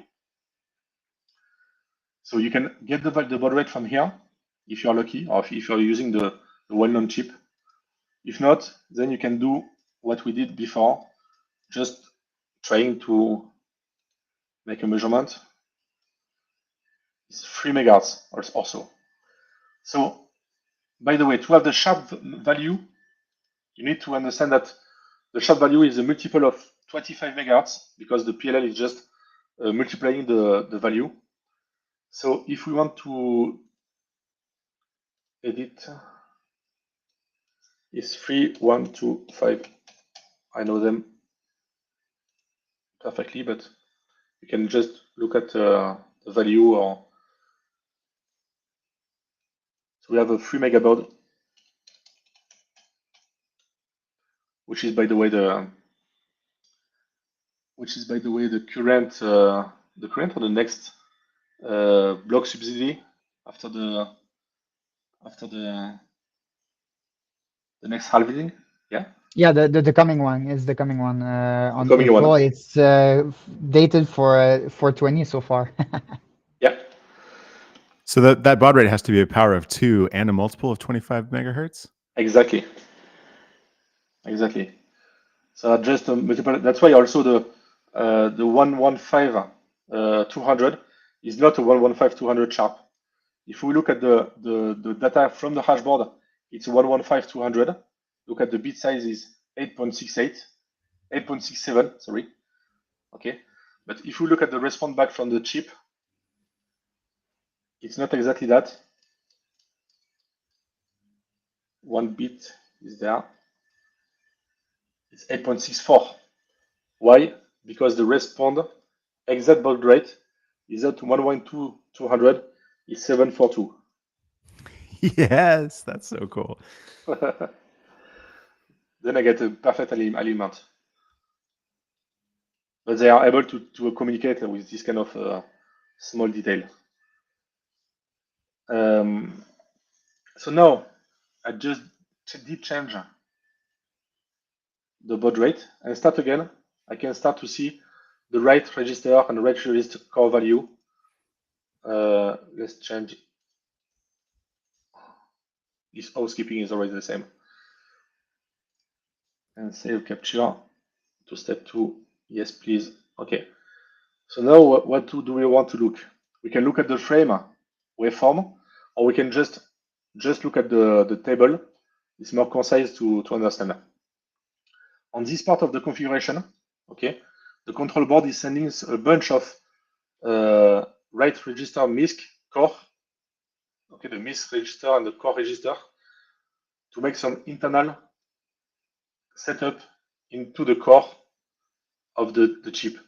But it's not doing by broadcasting the value to all the chip on the chain. Is addressing one chip at a time. So first to the chip 0, then the chip 2, then the chip 4. And this chip is the chip address he was previously allowing to assigning to all the chip in the chain. Okay, and then he gives some clock control and delay control value. Okay, process monitor data. So basically, he's doing the fine tuning of the chip according to the value he has previously read by I2C to the onboard EEPROM of the hashboard.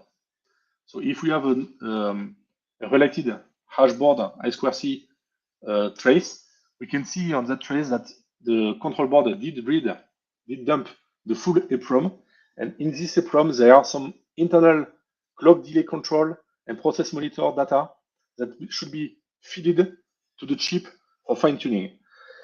These values are calculated by Bitmain in the factory to do the fine tuning. We were talking earlier about the perfect adjustment to find the sweet spot for the better efficiency of the chip. These values are found in the factory when they do a 1 million chip batch or 10 million, I don't know. They did do the binning, and so by the binning, they affect a different value to each bin. And they assemble the hashboard with only chip from the same bin. So the chip on the hashboard have all a very similar way of response to the frequency and the temperature and the voltage. So basically, and then they wrote into the EEPROM the specific value for the sweet spot, of the specific hash for this hashboard. And so the control board is in control of that. You read back the value from the EEPROM, which was flashed in production, and send the value to the chip at each boot of the software. So this is the process we are looking now. So, but there's not like any in the EEPROM, not any hardly written commands for the actual sweet spot. I mean, would be insane if there would be any data like you just load on your software and you can see what would be the best alignment for this specific chip. That's not going to happen. That's always going to be needed to be in control of the software. That's also the reason why we do have this auto tuning functionality with other control board manufacturers, right? Exactly. Okay. So that's why Brain firmware is doing a fine tune. If you use the Brain firmware at high level, there is some fine tuning where you can change this configuration according to the exact hashboard you have, and maybe if the hashboard is old and if it gets hot previously, and so if there is some degradation, then you can continue to fine tune to find the sweet spot of the efficiency. And then Brain firmware is writing that maybe in the hashboard EEPROM, non-volatile memory, and then you can extract that and not in the EEPROM. They're writing a config file. It's in the control board. Brains is, and the firmwares that did write on the EEPROM, a lot of the times they would corrupt the EEPROM, so they can create some issues. It's really better to have a custom firmware that's ignoring the EEPROM altogether. Yeah. Okay. So you know better than me, the high level. Didn't we sniff the I2C bus last time? Yeah, we did. We sniffed the power supply. Oh, that's right. Yeah. But we didn't get the temperature sensors from the boards. So the only capture we did I2C was the power supply. That's right. Okay. So just based on what I showed today, you should be able to use my other high-level analyzer for the I2C protocol, and to maybe understand more the I2C communication to the power supply, or maybe to the hashboard, to the previous hashboard with the DSP, or maybe the new hashboard with no DSP but direct connection to the temperature sensor and to the fan controller. I don't know. There is a lot to do on this way. I mean, it's definitely like it makes it easier for everybody to understand at least what's going on. Sure, there's a little bit of a fine tuning that you need to do, but just now the amount of work that you put into this so that we don't need to do this is amazing. Really appreciate it here. We need to say this, like it's definitely insane. Sure, there is some fine tuning needed for a couple of things, as you said, a couple of parts, or for example, this A8 sequence that's unknown currently. Someone needs to take a look on it and needs to figure out what actually is going on there. But it's taking us into a place where we can finally understand a little bit more about everything, what's going on, especially between like the control board and the chip itself, because we do know a ton actually, but not everything, and we definitely need to learn a little bit more in order to make the overall vision that we do have, I believe, with the BX happen. Exactly. And also 80% of the knowledge is already written into the markdown file, into the README from the Scott project. So the documentation I did for the register and everything.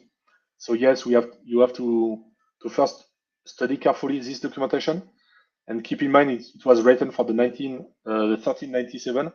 So all the 60 plus chip are not fully the same, but maybe 80% the same. So yeah, we have to be inspired and spend countless of hours.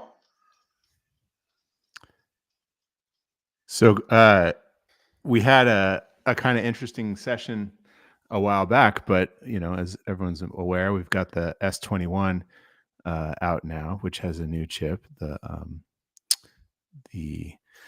1386, right? And is that the 68? 1368. 68, that's right. 1368, new chip. And It's very similar to the 1366, but this is the exciting part. There's a couple extra registers. Have you seen those, Nebula? Not yet. Oh man, you got to get into this because there's a couple extra registers. I have my personal thoughts as to what those are, or maybe my personal hopes as to what those are. But yeah, otherwise it's pretty similar to the 1366. Yeah, so, some work has to be done, and then please join the community Discord and exchange with Scott or me or on anyone in the field of reverse engineering the protocol, and we will exchange knowledge with great pleasure, so we can build all together the next generation of BTEX. Yeah, and I want to insist on how you've been available. And Nebula, the first time I reached out, I told you I've bought my logic analyzer. You right away offered to give a hand and to go through all that stuff. So super grateful to everybody that's contributing, yourself included. Thank you. That's all the good part of the open source community. We're not there for the money. We're just there for the fame or the fun, or I don't know what you can find in the community, but we have all something to exchange and to make the community, I don't know, happy. Well, Yeah, we've made the community very happy with this. I think a lot of this work that Nebula did is instrumental in why the BitAxe firmware works. Definitely. That's all for today. Maybe next time we can discuss how to write the high-level analyzer to make it evolve. So it's basically just a Python script. So I'm suspecting there is a lot of Python-loving programmer over there. I'm not one of them. I don't enjoy really Python, but I do that for the need. We can also discuss the I2C protocol. If you send me the trace you got last time, Jonathan.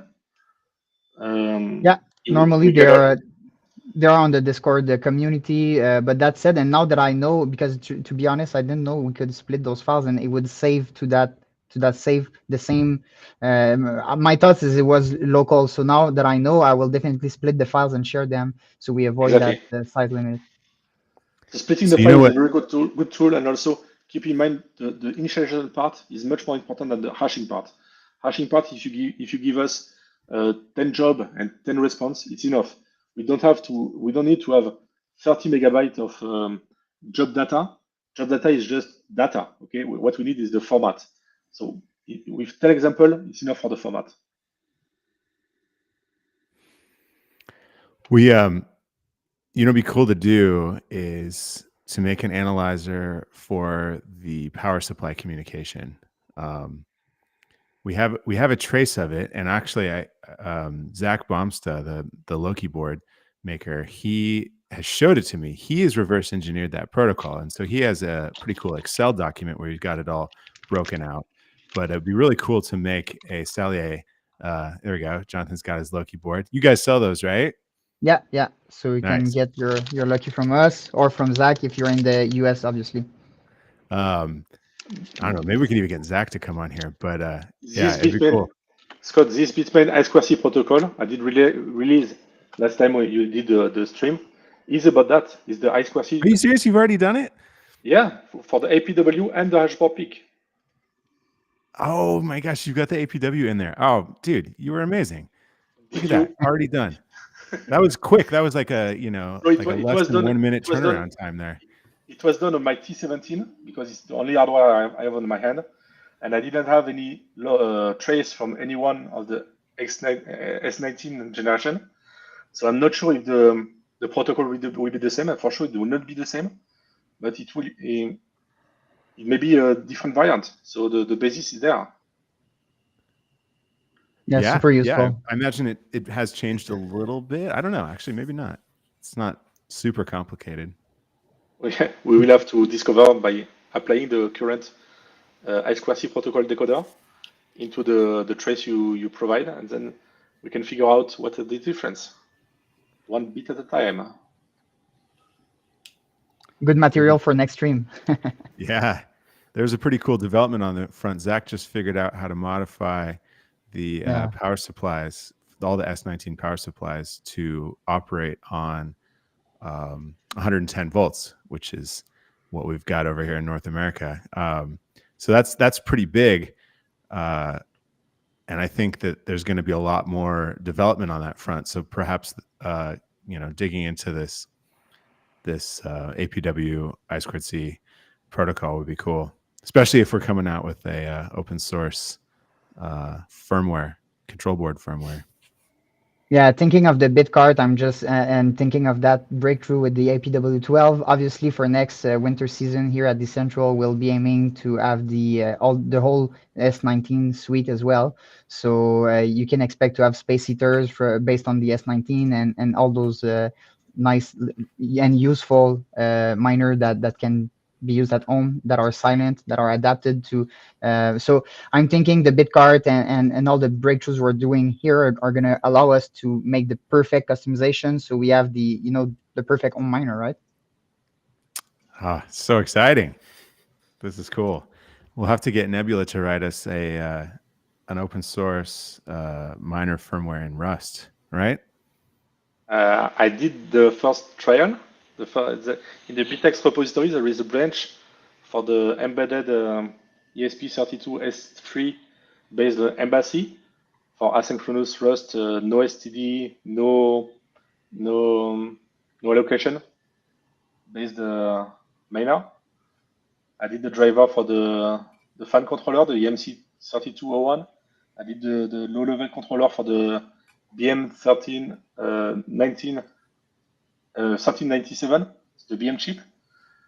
I did also work on the ESP32S3 embassy.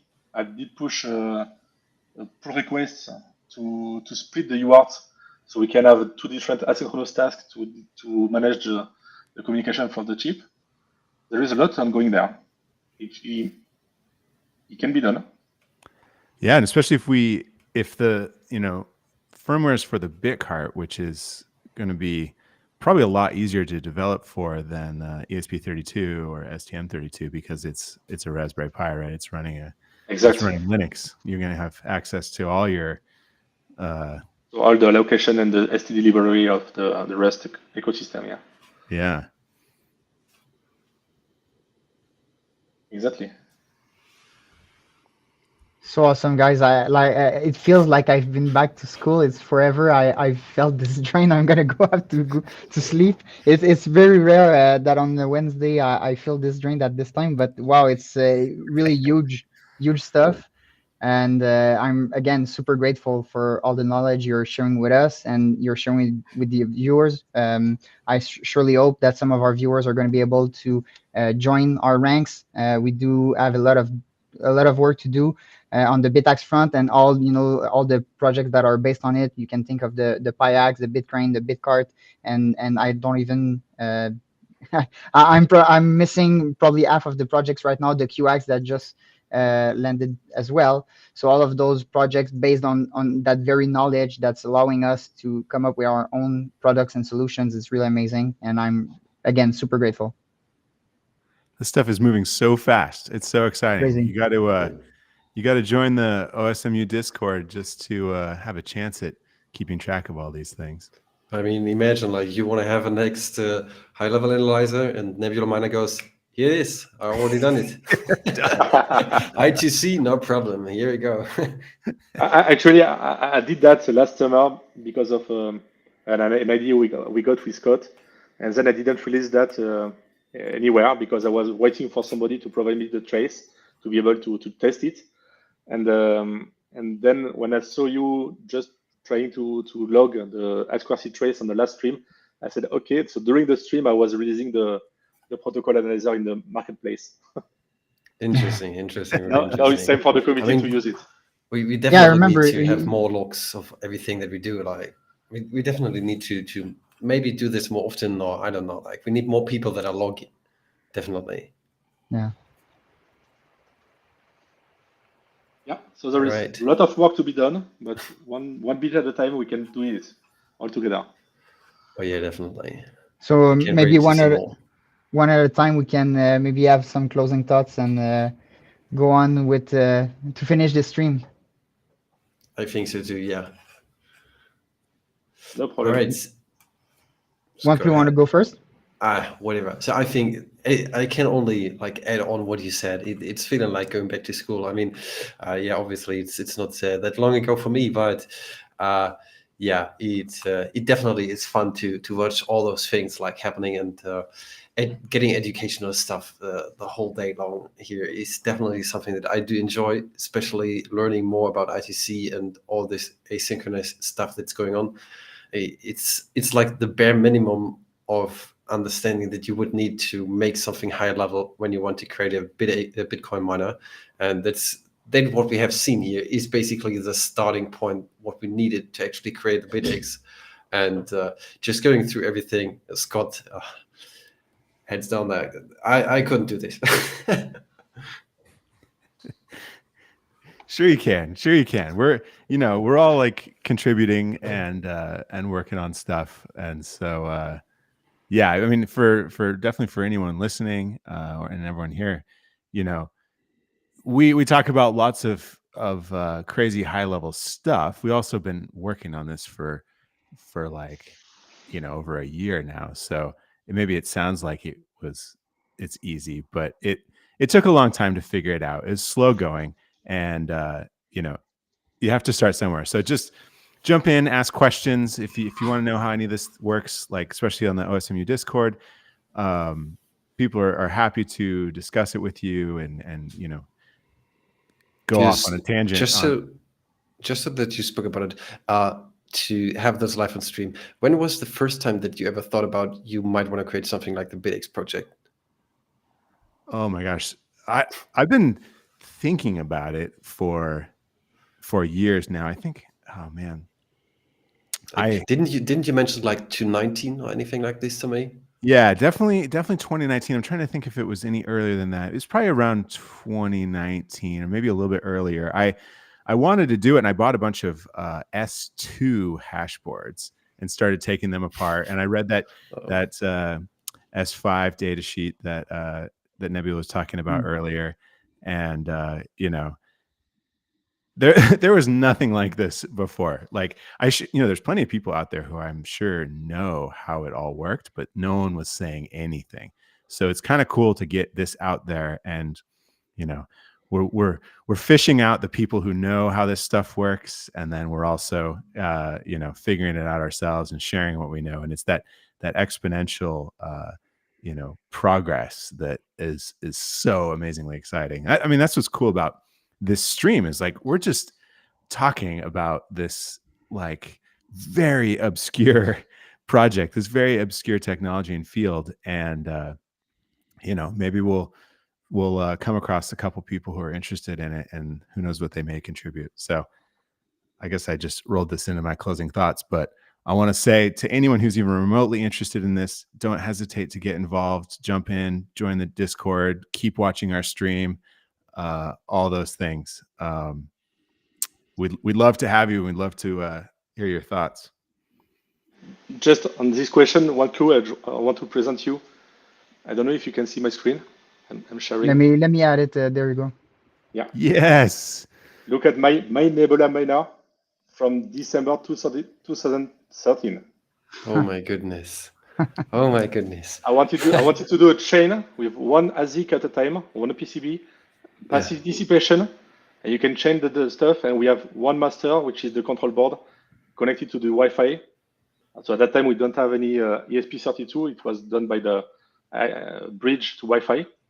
And then you can, here in this box, I got one of the samples of the Papa ASIC miner, which was one of the first generation of ASICs when the Bitmain did their first generation also.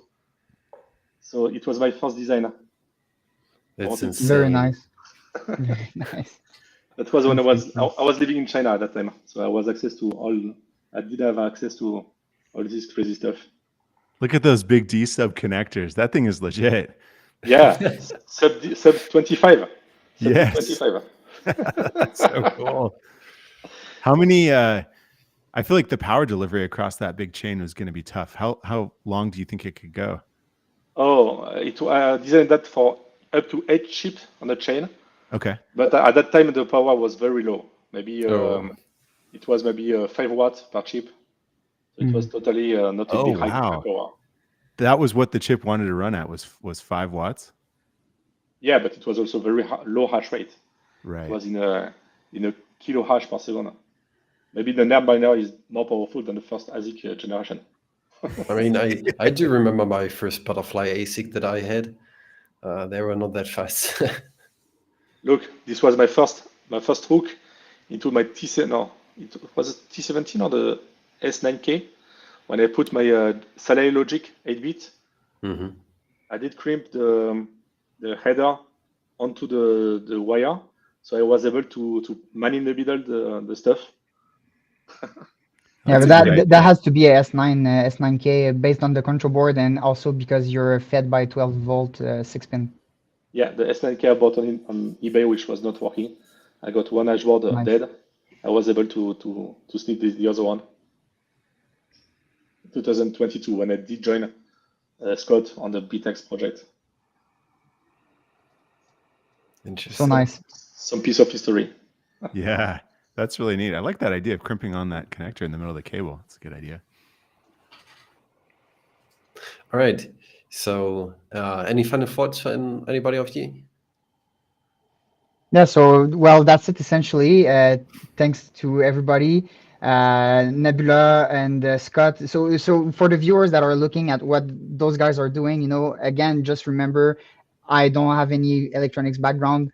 I decided just, to put my head into it, put my hands on into it, and eventually, you're able to catch on. So just definitely don't be intimidated. It can look definitely intimidated, and even to this day, there is still some concepts that I get, but they're not fully. Let's say I don't get them fully. So you just put your hands on, and I'm pretty sure that anybody that's giving themselves the trouble and the passion to go through all of that is already making themselves amongst the ranks of of the mining elites, because there is a few people that understand that stuff, but there's not that many people in the world that understand that stuff. Yeah, totally. And because we have to learn, but the hard way. Yeah. Yeah, we definitely have to. And I do believe, like, with the work that we're doing and with the anticipation that we are doing and giving to the people that are watching this, I hope that we do raise some people's interest to join us and to work with us on this. And maybe someday in the future, we do have a big enough community to actually think about creating a fully open source one. Not only the hardware around the ASIC, but maybe we can go into a fully open source ASIC someday That in the would be future. amazing. Who knows? That's a very wishful thinking, but Yeah. knowing for a fact that designing an ASIC is huge difficulties. Yeah. I mean, if anybody who's watching this does have a couple of millions laying around, just contribute. It's not about millions. You need to have very high skilled people to do the design of the internal ASIC. You can draw. Okay, designing a PCB, I do that for 20 years now. But designing an ASIC is a world of difficulty. You can't imagine the deepness and of the cheat you are going into. So Block is designing their own 3-nanometer ASIC that they say is going to be open source. So yeah, there's hope for the world going forward. And yeah, those guys, they are genuinely interested in Bitcoin, and they have, probably thanks to Jack Dorsey, they have deep pockets, but it's kind of cool to see that translate into sort of low time preference interest in Bitcoin. I know they just had like big layoffs the other day, but hopefully they can keep riding through that and maintain that focus on Bitcoin. Yeah, those layoffs are happening pretty much everywhere anyways right now. In the meantime, until we get our own chips, you have the mining hackers from Open Source Miners United that are going to come up with a lot of solutions based on the existing solutions. So, and I do want to make a small shout out. We just announced a Decentral partnership with Altair Tech. And so we are also introducing the Bit Chimney and the Erlaker amongst our product offering. And so these are just some of the ways we're hacking around and making those miners our own miners. So definitely look that up. That's cool. Altair's good stuff. Decentral's good stuff. It's a nice partnership. Definitely. All right, Yeah. so I think that wraps everything up for today. It was definitely an Yeah. educational lesson for today. It was definitely something that I did enjoy. Sometimes a little bit rough, but definitely something new for me today. So that's For sure. thank you, a big thank you from my end Yeah. here to you, Nebula. You're really a legend to me. Knowing all this stuff, it is just blowing my mind. Yeah, the deep sea is difficult to see, but when you are swimming, then you can learn a lot of stuff.